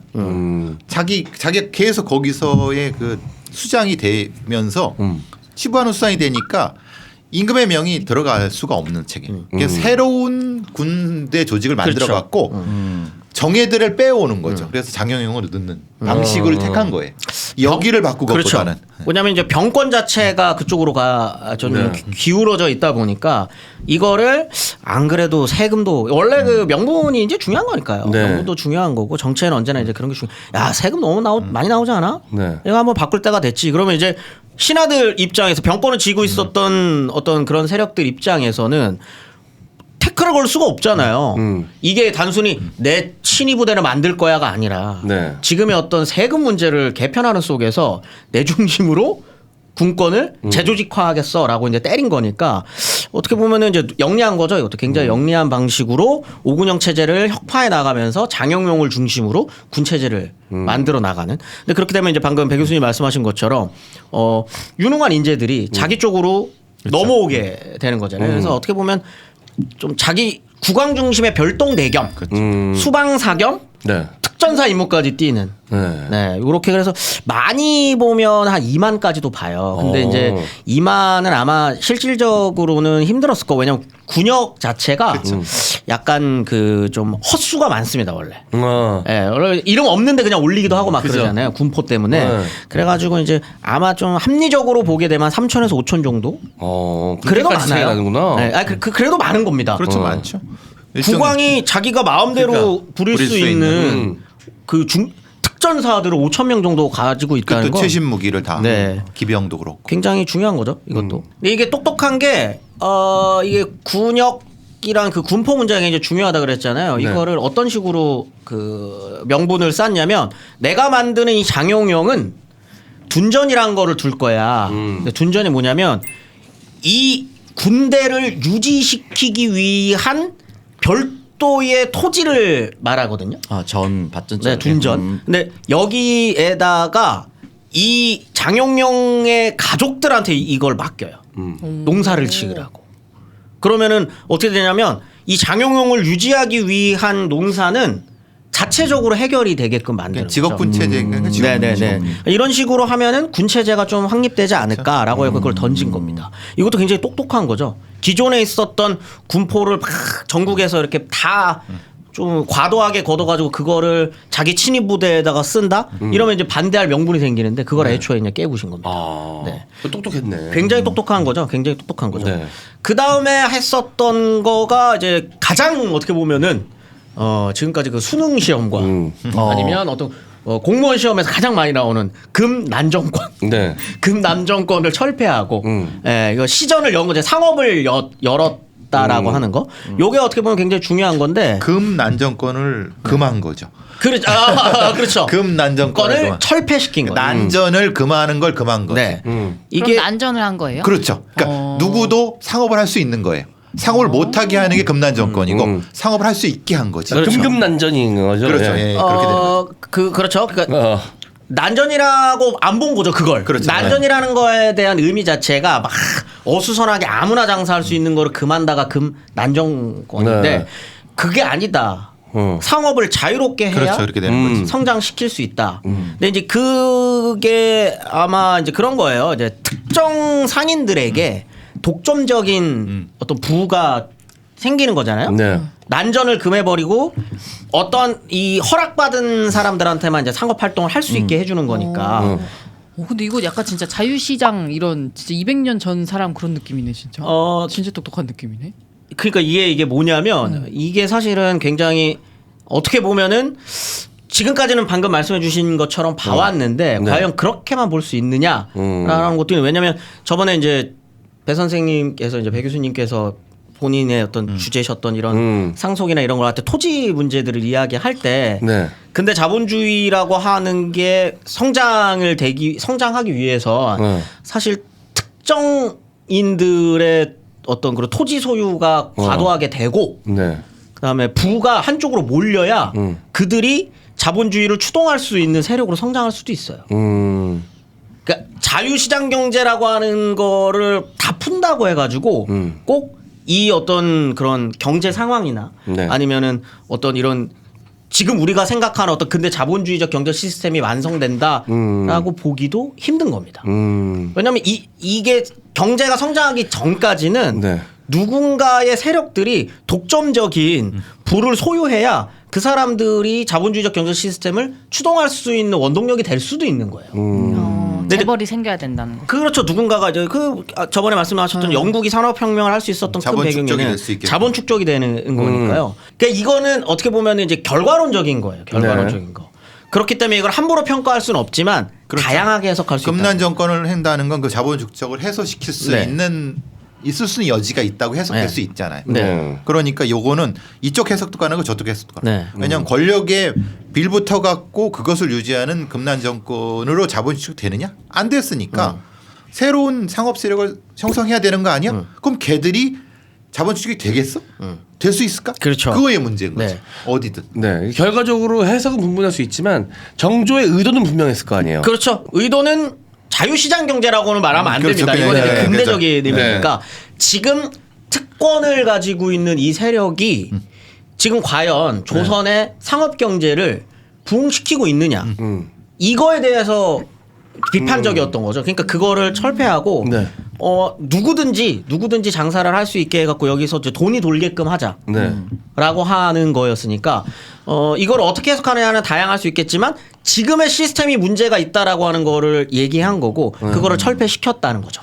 네네네. 그게 좀 의미 있는 일이라고 이제 할 수 있겠습니다. 사실 이것도 이 금난 정권을 금한 것이 사실 정조대왕을 높게 평가하시는 분들이 또 가장 많이 이야기하는 맞습니다. 것 중에 하나거든요. 네. 저도 이 부분은 굉장히 좀 뛰어난 왕의 면모를 보인 부분이라고 저는 개인적으로 좀 생각하거든요. 충분히 그렇게 할 수도 있어요. 네. 왜냐하면 이제 이 기존까지 해석들이 이제 그랬었던 거죠. 그럼 과연 금난 정권이라고 하는 거에 특혜를 본 사람은 그럼 누구냐? 네. 그 상인들은 네. 그 상인은 노론과 연결되어 있고 노련 세력에 무엇인가 이렇게 그렇죠. 하고 있고 네. 이렇게 했기 때문에 특권이 있었고 이 사람들이 과연 혁신적인 네.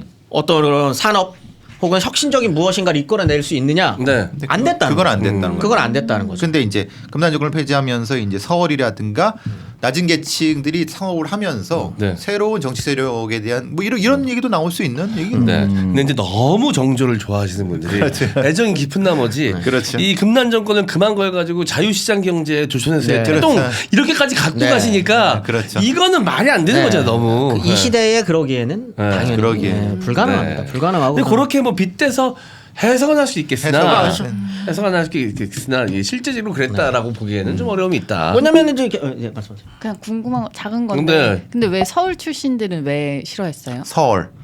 서울이 아니라 서얼. 서울. 잠깐만. 서울. 아니 아까 전에 박재가 유독공 이덕무는 서울 출신들이다. 서얼. 그래서 서얼. 잘못 필기를 잘못하셨네요. 서울 출신이라고 하셨. 서얼. 야 이게 이래서 사실은 필기한 거 외워도 틀리는 수준이 발생하는 게 애초 기록을 잘못하게 하면 나 깜짝 놀랐어.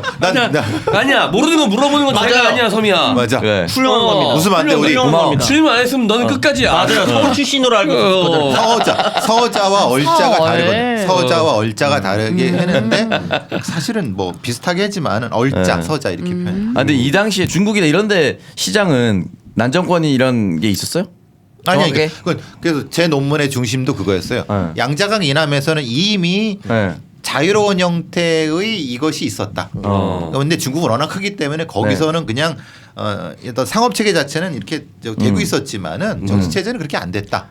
그런데 그것이 이제 일종의 인볼루션이라고 하는 형태 때문에 내적으로 소비되고 있었다라고까지만 해석을 많이 하죠. 그러니까 조선의 이 시장 상태가 안 좋았던 사람들이 명분으로 삼기에는 중천군 나라를 보는 거죠. 그 옆나라 대국은 여러 가지 사람들이 할 수 있다. 그래야지 뭐 더 자유롭게 한다. 너네끼리만 해먹으면 안 된다는 명분을 가져올 수밖에 없거든요. 그래 그게 충분히. 바로 박제가라 이런 북학파들이 주장한 거예요. 왜 우리도 청나라처럼 이렇게 좀 자유롭게 해서 해야 되느냐라고 하는 부분 때문에 그분들의 주장이 그런 거였죠. 정조는 청나라의 사례를 많이 들어옵니다. 예. 청나라의 사례를 많이 들어오고 그 중에 하나가 지금부터 얘기한 이제 화성 이야기인 거죠. 제가 지금까지 쭉 얘기했었던 모든 것들, 네. 이 모든 것들을 그냥 종합판으로 여기에서 이거 다 하면 돼라고 네. 하면서 축조한 게 화성이에요. 화성. 굉장히 의미 있는. 물론 뭐 누군가는 지금 안 그래도 뭔가 변화가 필요한 이 중요한 시점에 네. 이렇게까지 토목공사를 해야 할 필요가 있나라고 이야기하시는 분들도 있는데 네. 무리한 토목공사를 안 하기 위해서 굉장히 혁신적인 또 건축 기술을 갖고 와요. 네. 그래서 원래 한 10년 걸릴 거 2년 반인가 3년 만에 끝냅니다. 그리고 건축학적으로도 화성 수원 화성은 굉장히 잘 지은 성으로 꼽히더라고요. 아, 가보셨나요 혹시? 화성? 저는 네, 몇 번 가봤습니다. 저는 수원 살았었으니까 되게 아름다워요. 그리고 이뻐요. 이쁘게 잘 지었어요. 너무 아름다워. 네네. 진짜. 경기도청 행사하러 갈 때 화성 걸어가 봤습니다. 너무 좋더라고요. 이뻐요. 네, 너무 이쁘고. 좋더라고요. 밤에도 진짜 예쁩니다. 아, 지금 이제 조명을 더 해놔가지고 아주 좋아요. 행궁. 네. 화성 행궁. 행궁동. 근데 그리고 정조가 대왕으로 꼽히잖아요. 어쨌든 네네. 좋아하시는 분도 많고 그러다 보니까 정조의 기운을 받아서 이제 점괘를 내시는 분들이 많아가지고 위쪽에 가면 맞아, 맞아. 점집이 엄청 맞아요. 많아요. 맞아, 맞아. 그렇구나. 또 어. 그런 또 그것도- 예쁜 카페거리가 있고 그 바로 뒷골목에는 다 점집이야. 받아야 되니까. 수원 KT도 그거 있어요. 그래서 정조대왕 유니폼을 만들고 맞다. 화성 유니폼 다 있더라고. 역시 야구단과 관련. 그렇죠. 야구단이네 확실히. 네. 야구 쪽 정보는 그렇죠. 네. 빠삭하네. 예전에 어떤 그 역사 강의 영상을 봤었는데 그래서 수원 화성이 어느 정도로 잘 지었냐 했을 때 앞으로 조금 튀어난 부분은 뭐 예를 들어서 그러니까 다른 거예요. 그러니까 대포나 총포를 막기 위해서 앞에 부분 만드는 것과 뒤에 부분이 다르다 뭐 이렇게도 전 들었던 것 같아요. 정확하게 기억이 안 납니다. 네. 근대식 공성전의 문제 그것도 해결하는 그런 뭐 왜냐면 이걸 지키는 애들이 다 아까 말했었던 그 자기가 만들었던 그 친위부대 애들 장영영 출신 애들 다 데리고 가가지고 하려고 했었던 것도 네. 있어가지고 굉장히 그런 의미도 담고 있는 거고요. 근데 이제 문제는 도대체 왜 굳이 이 정도 규모의 돈 엄청 썼거든요. 이 정도 규모의 성을 지으려고 했을까의 문제인데 일단 화성은요. 화성이라는 이름 때문에 그냥 성곽이라고 알고 계신 분들이 많아요. 그게 아니에요. 네. 화성은 신도시입니다. 신도시. 그 성곽 주변으로 있는 신도시예요. 엄청나게 큰 신도시를 만들려고 했었던 거예요. 근데 이거는 이제 지금의 화성과 수원의 명칭 문제도 조금 섞여 있는 그렇죠. 건데 그 지금의 화성시도 이 화성에서 네. 나온 거거든요. 그러니까 원래는 수원입니다. 네. 원래는 수원이라고 하는 곳이었는데 여기를 신도시를 만들면서 화성으로 올려요 급을. 하나 지금으로 따지면 이제 거의 특별시급이에요. 네. 광역시보다도 더 높은 급을 하나 더 올리는 겁니다. 네. 새로운 수도, 신수도의 역할을 하게끔 하나의 좀 행정체계도 이제 새롭게 만들면서 이제 시작하는 건데 왜 그러냐? 처음의 의도는 네. 사도세자의 추승입니다. 아버지. 그러니까 이게 뭐냐면 자신감이 붙은 거예요. 규장 갖고 뭐 해보고 뭐도 해보고 이렇게 하면서 자신감이 네. 좀 붙었어요.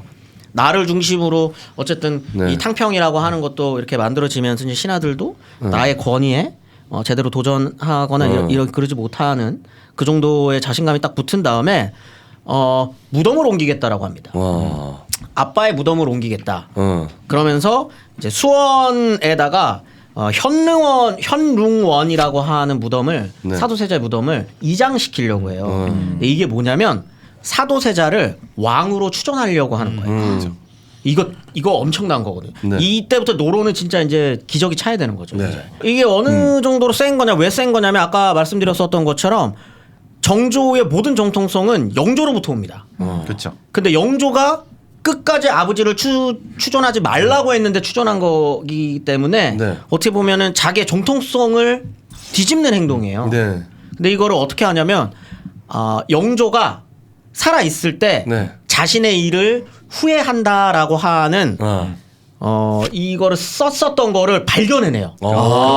금등비사. 네, 그게 뭐 진짜인지 아닌지는 그거는 뭐 알 수 뭐, 없는데 그거는 뭐 그냥 설화. 근데 그거를 이제 발굴해 이게 진짜인지 아닌지는 모르지만 어쨌든 그거를 가지고 정치적으로 활용을 하는 거죠. 근데 내가 아까 그 자객들 얘기도 그렇지만 필요할 때 딱딱 나타나는 적이 있어요. 정조 인생이. 의아하네. 아마 영조가 네. 자기가 할 때 이 책 옆에 주석을 이렇게 해서 이게 이렇게 생각할 수도 있잖아. 그러니까 그거를 키운 거일 수도 있다는 얘기예요. 그래서 금등비사가 되는 거예요. 그러면서 좀 던지는 거예요. 이 봐라. 우리 할아버지도 이렇게 후회했고 잘못한 게 없다는 거죠. 후회했고 이 간신배들이 이간질 시켜가지고 한 거니까 난 우리 아빠 이렇게 할래. 라고 하고 그러면 이장시켜야지. 네. 왜냐면 이제 왕이 죽었을 때 하는 그 무덤이랑 달라요. 그러니까 이제 근사하게 진짜 왕처럼 무덤도 만들어주고 그다음에 어머니가 살아있습니다. 해경궁 씨 아직 살아있었거든요. 네. 환갑잔치 하면서 네. 화성으로 모시고 가요. 엄마를. 네. 환갑잔치를 화성으로 모시고 가는 퍼포먼스라 이거 의외로 남아 있습니다. 네. 이게 뭐였지? 그 해경궁 홍 씨가 쓴 책이 이제 한중록이잖아요. 한중록이잖아요. 거기 한중록에도 나와 있잖아. 그럼요. 네. 그다음에 이거는 아까 말했던 것처럼 기록을 너무나도 중요하게 생각했기 때문에 하나하나 다 적어놓습니다. 아. 어느 정도냐면 이 화성을 만드는 모든 과정을 기록하고요. 네. 이 화성에 이게 벽돌들 있잖아요. 이 누가 쌓은 건지 책임제로 해요. 아. 이름이 나와 있어요. 이름이 나와 있어요? 벽돌에. 네. 뭐 개똥이가 어. 몇 월 며칠 날 휴가를 썼다 이런 것까지 남아 있어요. 진짜. 근데 이렇게 되면 나중에 문제가 생겼을 때 책임 소지가 딱 책임 소지가 분명해요. 그러니까 열심히 할 수밖에 없네. 그리고 이거는 굉장히 특이한 건데 네. 왜 돈이 많이 드냐면 아. 원래 이거는 사실 이제 조선 시대에는 역이라고 하는 거를 하잖아요. 그래서 이제 뭐 군역만 있는 게 아니라 네. 역에는 여러 가지 종류가 있습니다. 국가의 토목공사에도 이 역이라고 하는 것 때문에 동원돼야 돼요. 네. 근데 화성은 돈 주고 시킵니다. 오. 수의 계약. 계약하고 실제로 계약하고 네. 그렇기 때문에 얼마 받아갔는지도 써놔요. 일당을 주고 네. 다 하는 거기 때문에 시스템이 좋은데. 이게 하나의 어떤 경제를 일으킬 수도 있는 거지. 우리가 지금 어. 토목공사에서 그럼 자원에서 하고 싶어하는 사람들이 모일까요? 그렇죠. 볼수 있으니까. 그렇죠. 기술자들이 모이고 네. 그래서 그 기술자를 해고 이렇게 돌아가게. 이거 좀 많이 앞서갔네. 돈을 진짜. 엄청 줘요. 돈을 엄청 주고 그러니까 돈이 많이 들어가는 건데 그렇게 하는 과정들까지 다. 그다음 해경궁 씨가 환갑잔치 때 오는 모든 과정. 이 한양에서 출발해가지고 화성까지 오는 모든 과정 그림으로 다 그려놨어요. 의궤가 의궤가 있죠. 그게 그 프랑스에서 유명한- 프랑스 가져온 네네네. 거잖아요. 네. 유명한 그림이죠. 네.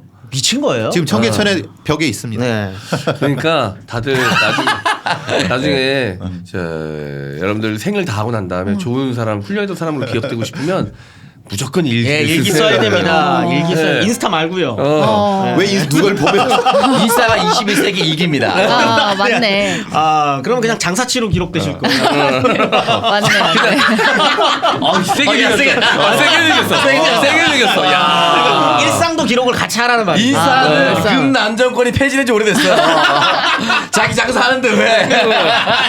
그게 아니라 그 이상으로 기록되고 싶다면. 네. 아 난 이상으로 인스타 기록되면- 모습이 네. 아주 이상적인데. 지금은 그렇게 기록되고 지금 싶은데. 서미를 말한 표현은 장사꾼도 아니고 장사아치 정도 됐어. 장사치. 이때 인스타 장사하지. 이때 표현으로 이제 사실 여러 가지 인부들을 동원하고 그러면서 화성 쪽으로 일종의 신도시가 어떻게 건설이 되겠죠. 왜냐하면 인부들을 동원해서 오게 되면 그 사람들이 먹고 살 수 있게끔 되면 거기서 그만큼 뭐가 있어야 되잖아요. 화성이라는 데가 공간이 없었던 데에서 네. 상당히 영리한 정책이죠. 굉장히 똑똑한 네, 거죠. 그렇게 그리고 하지 않았으면 아까 전에 그 진짜 할아버지 그거 발견해서 후회했다. 이거는 정치적 명분을 가져오기가 너무 좋잖아요. 너무 좋고 대단한 게 이거는 말을 바꾸면 아버지를 위한 게 아니고 할아버지의 후회를 풀어준다라고 그렇게 됐어요. 생각하거든. 그래서 그렇게 금전 접근할 비싼 수도 있죠. 거죠. 그러니까 할아버지의 회한을 풀어준다고 네. 하면은 할아버지를 따르던 사람이 반대하면 너 할아버지 그렇게 따르더니 반대? 이렇게 치고 들어갈 수 있거든요. 정치적 감각도 좋았어. 똑똑한 사람입니다. 저는 굉장히 좀 객관적으로 좀 드라이하게 정조에 대해서 설명하려고 좀 준비한 회차인데 더 좋아하게 되네요 정말. 정도에 좋아하시는 분들은 그러니까 더 좋아하는 거예요. 굉장히 매력적인 임금이거든요. 굉장히 매력적인 임금이고, 근데 이거를 축조한 여러 가지 의미가 있는데, 최근에는 이 정조의 화성 축조의 의미를 상황제를 네. 하려고 했었던 정조의 어떤 정치적 야심의 표현으로 그러니까 임기 봅니다. 후에 자신의 네. 그것도 다 마련해 놓은 곳이다. 기틀도. 그거는 어떻게 보면 임기 이후가 아니에요. 상황제라는 건 왕이 둘인 거예요. 생전에 물려주고 그렇지. 상황제는 네. 그렇지. 근데 이거는 굉장히 똑똑한 겁니다. 왜냐하면 아버지 때의 실패를 맛본. 왜냐하면 아버지는 대리청정이라고 하는 정치 시스템 속에 희생이 된 거거든요.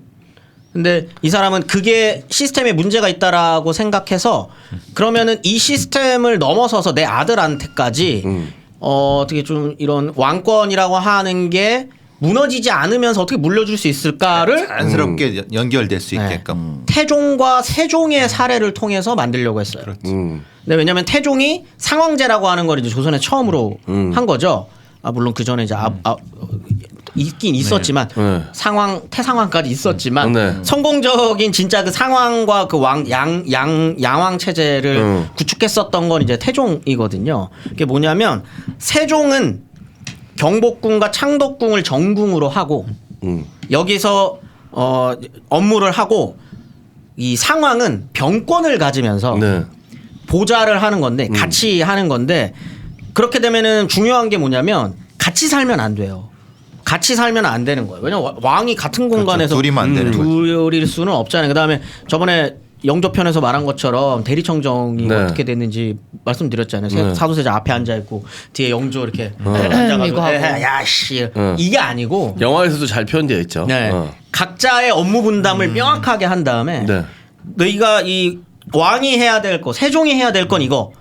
태종인 상황이 해야 될 거는 군사와 무엇인가를 통해서 병권을 장악하면서 지금의 왕 세종 주변에 얼쩡거리는 애들 정리해주고 이런 명확하게 해야 된다라고 해서 만든 곳이 창경궁이에요. 네.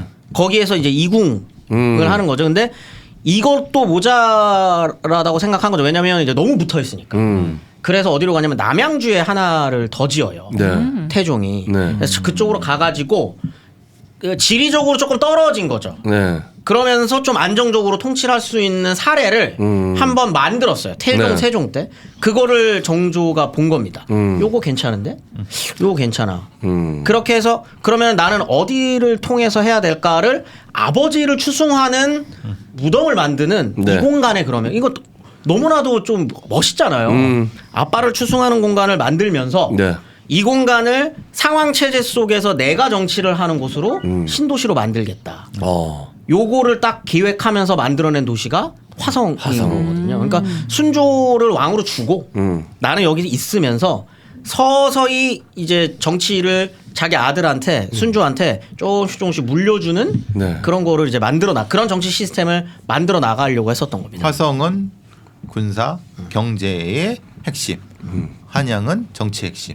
이게 일종의 그렇죠. 네, 이런 형태로. 근데 이 화성이라는 곳이 미쳤어요. 이 구상만 놓고 보면 엄청난 곳이에요.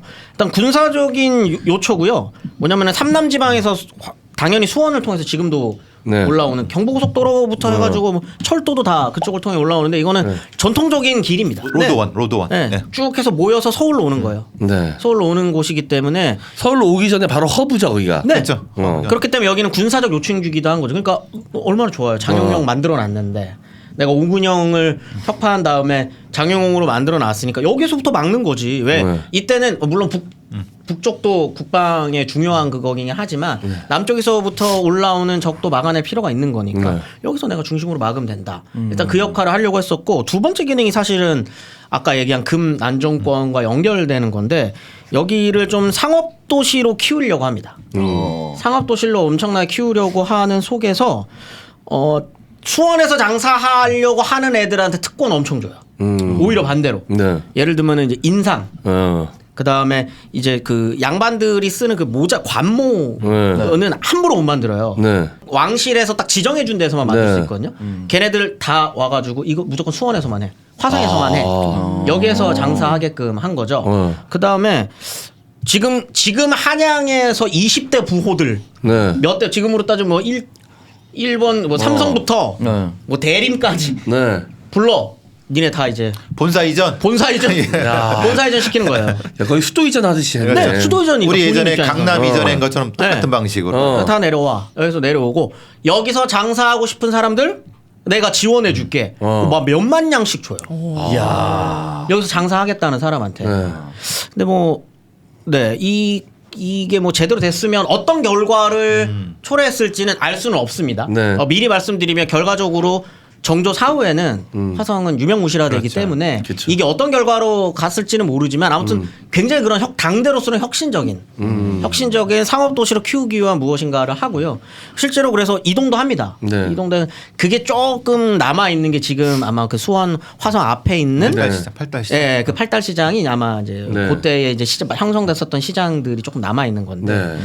혹시 시간 되시면 여기는 그냥 국내 여행지로도 너무 손색이 없습니다. 그렇죠. 주변에 맛집도 너무 많고요. 맞아요. 수원 행국 너무 예뻐서 그 사진만 찍어도 진짜 그리고 넓잖아요. 중간 중간에 포인트들이 많아요. 그래서 사진 찍기 좋은 곳도 많고 한번 가보시면 좋습니다. 이제 20대들한테는 왕갈비 통닭의 도시 아닙니까? 왕갈비 통닭이요? 근데 그것도 수원 역사적으로 왕갈비 통닭. 왜냐면 그렇게 하면서 도축도 거기서 맞아요. 수원 거기서 이게 왕한테 고기를 갖다가 바쳐야 되니까 거기서 많이 도축을 했거든. 그래서 이제 왕갈비가 거기 유명해진 겁니다. 왕한테 진상을 해야 되니까. 네. 일단 뭐 시장을 만들려고 했었던 거니까요. 뭐 그러니까 당연히 그런 연결 지점들도 있을 수 있겠죠. 근데 이제 더 중요한 건 그 상업 도시를 뒷받침해주기 위해서 이때는 조선은요 상업보다는 여전히 농업도시. 99%가 농업이에요. 99%가 농업. 그러니까 농업이 돼야 돼요. 농업이 돼야 되는데 아까 그 장영영 같은 경우 둔전을 뒀다 그랬잖아요. 네. 그것처럼 여기에도 수원 화성에 있는 장영영들을 위해서 여기에서 둔전을 하게끔 하고요. 여기에 사는 사람들의 농업 혁신을 위해서 만드는 게 이게 굉장히 혁신적인 겁니다. 네. 저수지를 만들어요. 이 저번에 이제 배 교수님 편에서도 잠깐 나왔지만 이 치수 그러니까 물을 다룰 수 있게 되는 건 농업 기술에 있어서는 굉장히 혁신적인 겁니다. 네.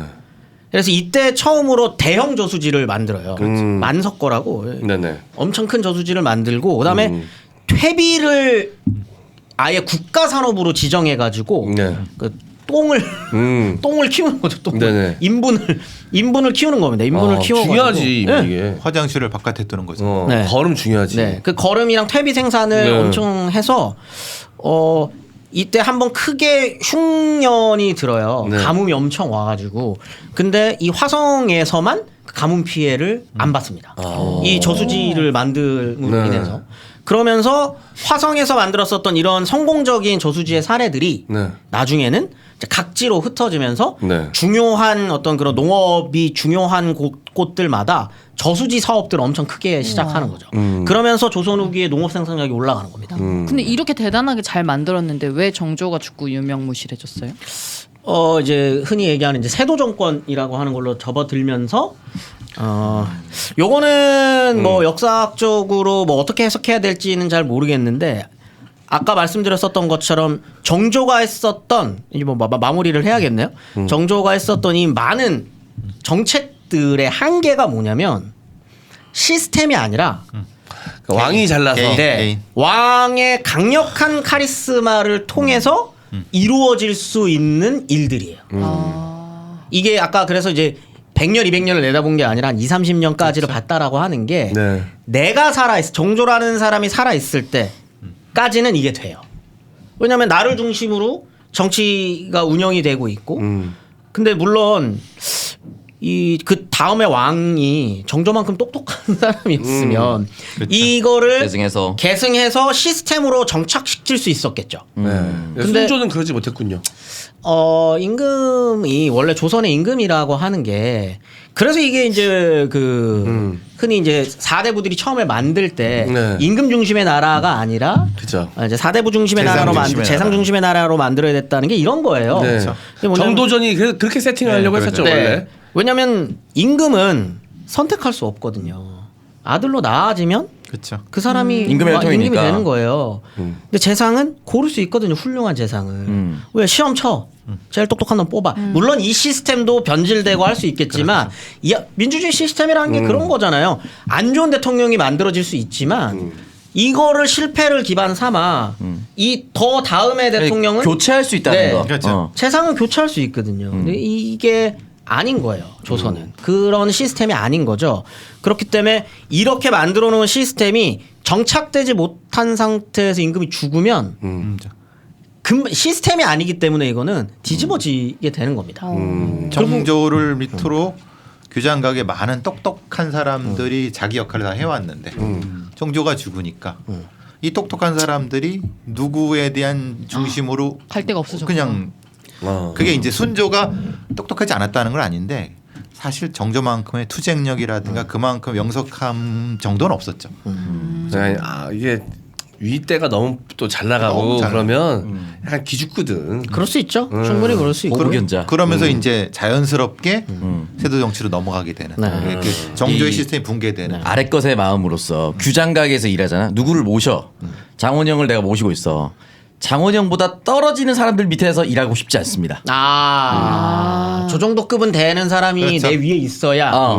그래야 내가 일할 맛이 나거든. 그럼 무슨 생각이 드냐면 어. 내가 엎을 수도 있겠는데 생각이 분명히 든단 내가, 말이야. 내가 조금 하면 쟤랑 비슷할 것 그렇지. 같은데 하면 아, 진짜 그러네. 나한테 좋은 얘기 같지만 제일 위험한 새끼라는 뜻입니다. 왜냐 이거는 얘를 따를 이유가 없는 거야. 왜냐면 나만 조금 부재하잖아. 바로 해서 먹을 수 있습니다. 왜 세조가 집현전의 학사들을 다 죽인 이유가 바로 이런 겁니다. 분명 이거는 이유가 그럼. 있는 거예요. 아래 것들의 마음입니다. 갑자기 생각났어. 그럼 창서 오빠가 먹으면 M 아니다. 아, 못 먹어. 오장객이 오장객. MC 창석 MC 그 얘기 하려다가 너무 심한 것 약속 같아서. 만들 시킬 것 같긴 한데. 심사. 저 캐릭터도 위에다가 핵문 하나 그리고 되거든. 저 캐릭터도 잘 보면 수염만 떼면 얼추 창석 오빠 같지 않아? 귀걸이 바로 하고. 수염 딱 귀 떼고 오랜만에 귀 빼면. 돌아가지고. 근데 사실 이 정조가 많이 이제 이 이야기거리로 등장하는 이유 중에 하나가 많은 일을 했거든요. 맞아요. 많은 일을 엄청 많은 일을 했습니다. 근데 사실 그만큼 스태미너가 있었고 맞아요. 의욕이 있었다는 그것만으로도 사람들은 이제 되게 좋아하는 건데. 근데 이것만으로도 평가를 해줘야지 이 조선시대에 뭔가 시스템을 만들지 못했던 거를 정조의 탓으로 돌리는 건 너무 무리한 거 아니냐. 오히려 정조한테 더 많은 걸 기대하는 거 아니냐라는 또 시각도 있을 수 있지 않나요? 충분히 그럴 수 충분히 있죠. 가능하죠. 충분히 그럴 수 있죠. 근데 안타까운 거는 이제 그 비슷한 시기에 이제 그 전에 영국 같은 데는 이거 자체가 정치 시스템으로 양당제로 가면서 약간 이게 이제 균형이 맞게 되면서 대제국이 되는 네. 형태가 되는 건데 거기에 아쉬움을 분명히 표시하는 사람도 있는 거고. 네. 근데 그럼 역사의 가정은 없으니까. 네. 네. 그래서 사실 뭐라고 하기가 참 어려운 부분인 거예요. 그걸 뭐 정조가 영명해서 했다. 근데 그것이 안 되고 무너졌다. 그러면 신권 정치는 나빠? 아니 네. 그건 아니야. 맞아요. 영속성을 보장해 네. 주는데 그게 더 중요한 거 아니야? 지금처럼 이렇게 팍 무너지게 되는 게 더 나쁜 거 아니야? 라는 뭐 반론도 있어요. 이게 이제 흔히 사람들은 이제 역사를 이제 발전론적으로 익숙하게들 생각을 하니까 네. 이제 발전론적인 역사 해석의 끝에는 결국은 근대 자본주의 국가를 그렇죠. 어떻게 이루어냈느냐예요. 네. 근데 이제 조선은 그걸 이뤄내지 못했기 때문에 항상 좀 안 좋은 나라의 이미지가 있는 거기도 네. 하고 그렇기 때문에 그 비슷한 무엇인가를 했었던 조선시대 이 시기의 국왕이 누구냐를 찾을 때 항상 정조로 찾게 되는 것도 그렇게 되는 있어요. 근데 이제 이건 다양하게 해석될 수 있습니다. 뭐냐면 근대 자본주의 국가로 발전했었던 여러 나라들은 하나의 방향성 속에서 나아가지 않습니다. 영국의 방향이 다르고요. 프랑스의 방향이 다르고 러시아의 방향이 다르고 일본의 방향이 다 달라요. 그렇기 때문에 뭔가 스테레오 타입을 하나 딱 정해놓고 정조가 이렇게 갔으면 그쪽으로 갔을 거야. 아닌 사람이 갔으니까 안 됐을 거야. 이것도 그렇죠. 좀 오히려 좀 탈역사적인 해석일 수 있는 건데 네. 저희가 이제 생각해야 되는 건 결과가 너무 안 좋았잖아요. 왜냐하면 네. 망국이 됐어요. 망국이 돼버렸잖아요. 네. 그러니까 그 이전에는 이거를 너무나 안 좋게 본 사람들도 있었고 그 다음에 그 반대국부로 너무 좋게 본 사람들도 이상화하는 있었던 건데 그걸 좀 균형적으로 볼 필요가 있다라는 거죠. 근데 아까 말씀드렸었던 것처럼 당대 맥락에서 네. 적어도 20-30년을 앞서서 네. 시스템을 완벽하게 구축하지는 못했지만 기존에 있었던 폐단들을 극복하려고 했었던 사람은 맞고 네. 그 정도면 성군으로 기억될 수 있을 정도는 되지 네. 않나 네. 싶은 겁니다. 어쨌든 뭐 의지가 굳건했던 왕인 것 같고 사랑도 의지 굳건하게 하셨잖아요. 그럼요. 네, 네. 그렇습니다. 네. 한 여자를 너무 오래 좋아해요. 네, 성덕임 씨라고요. 네. 얼마 전에 있었던 사실 그거는 조금 치사면이 있었어요. 네, 조금 그죠. 치사면이 있었는데 한 10몇 년을 쫓아다니셨거든요. 네. 사랑하시는 분을. 그 영화 드라마 그 동의? 동의 동의는 어떻게 잘? 동의도 최근에 나왔었던 드라마가 옷소매 붉은 끝동. 어스맨 불금. 아 그게 그 내용이구나. 네, 그게 그 내용이에요. 제목만 이제 알고 안 봐서. 그게 뭐냐면 해경궁 씨의 그 밑에 일하시던 네. 분이 성덕임 씨라는 분이 있었는데 그러니까 또래예요. 어. 어렸을 때부터 봐온 거죠. 엄마의 네. 그 이제 그 몸종이었으니까. 네, 그걸 들어온 사람이어서 이제 쭉 이렇게 같이 자라가지고 세자빈이 있는데도 어. 사랑에 빠진 거예요. 어. 왜냐면 원래 그 동년배들끼리 그다음에 같이 자란 약간 그런 게 있으니까 그래서 한번 프로포즈를 합니다. 성덕임 씨한테. 까이죠. 근데 이제 까이는 게 그거예요. 아, 어찌 감히. 지금 와이프가 있으신데 그렇게다가 저같이 천한 것한테. 전하는 것을 그래서 거절을 하죠.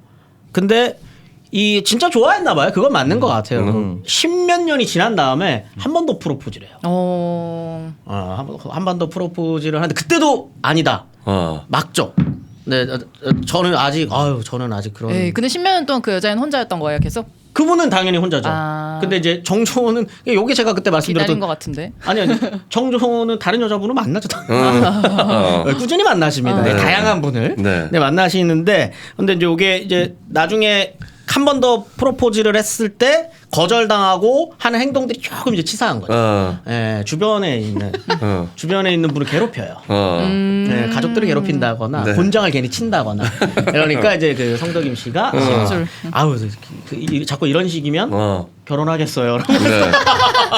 마지못해 이렇게 했고 그것도 그거지. 나한테 이렇게 대한 여자 네가 처음이야. 그렇죠. 이런 거지. 그럴 뭐. 수도 있고. 네. 근데 뭐 그 성덕임의 그 묘지의 명 같은 것도 정조 직접 써주고 내가 진짜 사랑한 사람은 너밖에 없다. 뭐 이런 식으로 써줘요. 그러니까 사람들이 좋아할 만한 요소들을 그러니까. 갖고 있어. 많이 갖고 있습니다. 네, 글도 잘 써서. 네. 이것도 물론 어떻게 보면 좀 치졸하게 보일 수도 있지만 어떻게 또 조금만 다르게 포장하면 엄청난 로맨티스트 아니야. 맞습니다. 그다음에 또 그 스토리가 있는 게 이 성덕임과의 사이에서 낳은 아들이 4살 때인가 5살 때 죽어요. 병을 걸려 죽고 그다음에 성덕임이 언제 죽냐면 임신 9개월에 죽어요. 예, 그 임신한 상태에서 애 낳기 전에. 예전에 그런 일 뭐 네. 났으니까. 그래가지고 또 노산이었잖아 또. 네, 그래가지고 이제 찾아가서 정조가 마지막 죽기 전에 찾아가요. 그러니까 이런 스토리들이 많은 사람이에요. 근데 이거 스토리가 많을 수밖에 없는 거 기록을 많이 남겨주니까 다 기록돼 있으니까. 대단한 분이네. 찾아가가지고 어찌 이러느냐, 빨리 일어나야지. 말이야 성덕이는 또, 알달프다, 예, 막 이러면서 아휴. 막 이렇게 해가지고 이제 그만 저는 괜찮습니다. 막 이러면서 막 서로 막 구구절절한 사연들이 있는 상태에서 그 다음 날 죽고 그거 막 편지 써주고 뭐 이런 게 남아 있으니까. 왜냐면 10대 후반에 첫 고백을 하고 10몇 년이 지났으니까 둘이 사랑을 이룬 건 거의 30대. 그렇죠. 이때 30대가 애를 낳는다는 거는 20대 후반이나 30대 초반에 애를 낳는다는 건 엄청난 노산이었을 거 아니에요. 평균 수명이 40을 못 넘었어요. 40대 초반이죠. 40대 초반이기도 했었고. 그러니까 그러다 보니 그런 이야기들이 굉장히 많은 사람이죠. 네, 스토리가 많은 사람. 약간 로맨스를 너무 상세하게 기록했잖아요. 거의 약간 인플루언서처럼 막 뭔가 글 다 쫙 쓰고 자기랑 했구나. 그런 것 같아. 그런 내용은 인정조 인플루언서서. 왕이니까. 네, 왕이니까. 왕이니까. 너 도대체 너랑 뭐가 하나 지금 나중에 돌아보면 또 다 제 그 SNS가 역사적으로 남을 거예요. 서미 일기 써. 그냥 실물과 많이 달랐던 사람으로 기억되겠지. 또 다른 가상 인물. 서로 사마티 아니었어요. 네. 야. 자, 알겠습니다. 마무리하기 전에 세 줄 요약합니다. 우리 송소미의 세 줄 요약. 저요? 자, 갑자기요? 그러니까 뭐야 3주째 시키고 있어 임마. 그러니까 아버지의 불행한 죽음으로 오. 조금 흔들릴 수 있었던 왕이었는데 네. 규장각도 세우고 어. 장용령도 만들고 화성도 축조하고 금난전권도 하고 약간 똑똑한 거의 200년 뒤를 앞서간 것 같은 그건 아니라고 스마트함을 내가 보였으나 말했잖아요. 좀 아니라고 표현하는 사람도 있다. 네. 그리고 동의를 너무 사랑하고 죽었다. 동의가 동이 아니라니까. 성덕이. 아 그래요? 둘이 좀 헷갈리네요. 예. 그럼 둘인 거예요? 동의도 있고 성덕임도 있고? 뭐야? 다른 사람이야? 달라. 난 동의를 안 봐서 모르겠어. 동의는 동의는 숙종이에요. 숙종 영조의 아버지. 영조의 엄마예요. 영조의 엄마. 헷갈려라. 알겠습니다. 야 정조가 영조의 엄마야. 혜린이야 뭐야? 할아버지 엄마 여자를 아 너무 헷갈리네. 아까는 개표를 하는구나. 징조 할머니죠, 징조 할머니. 예예예. 네, 아니 그래도 저 정도면 뭐 정리를 잘했다. 잘 충분한 정리였습니다. 네, 알겠습니다. 자, 오늘 시간이 길어졌네요. 정조가 근데 짧게 끝날 왕은 아니었어요. 그렇죠. 네. 알겠습니다. 오늘도 너무나도 재밌었습니다. 또 저희 말고 저희와는 다르게 또 정조에 대한 해석이나 자신의 생각을 가지신 분들은 얼마든지 건강하게 저희 댓글에 남겨주시면 저희가 또 보면서 아 이런 의견도 있구나라고 댓글 보면서 공부도 많이 되더라고. 김준 교수님 댓글 다는 거 아니에요? 약했다. 더 빨아줘야 되는데. 다만 그런 분들 있어. 자기가 아는 게 전부인 양 막 댓글 다시는 분들 싹 다 지웁니다. 그런 꼴을 볼 수가 없어요. 못 본 것 같아. 싹 다 지우니까요. 네, 그런 것만 안 하시고 그냥 이런 건 아닐까요? 전 이렇게 봅니다. 요 정도는 저희가 네네. 얼마든지 그런 이야기를 나누는 게 역사고. 그럼요. 맞습니다. 네. 네네네. 알겠습니다. 자, 오늘 방송 여기서 마무리하고요. 저희는 다음 주에 또 재미난 역사 이야기로 돌아오도록 할게요. 다음 주에 만나요. 안녕. 안녕.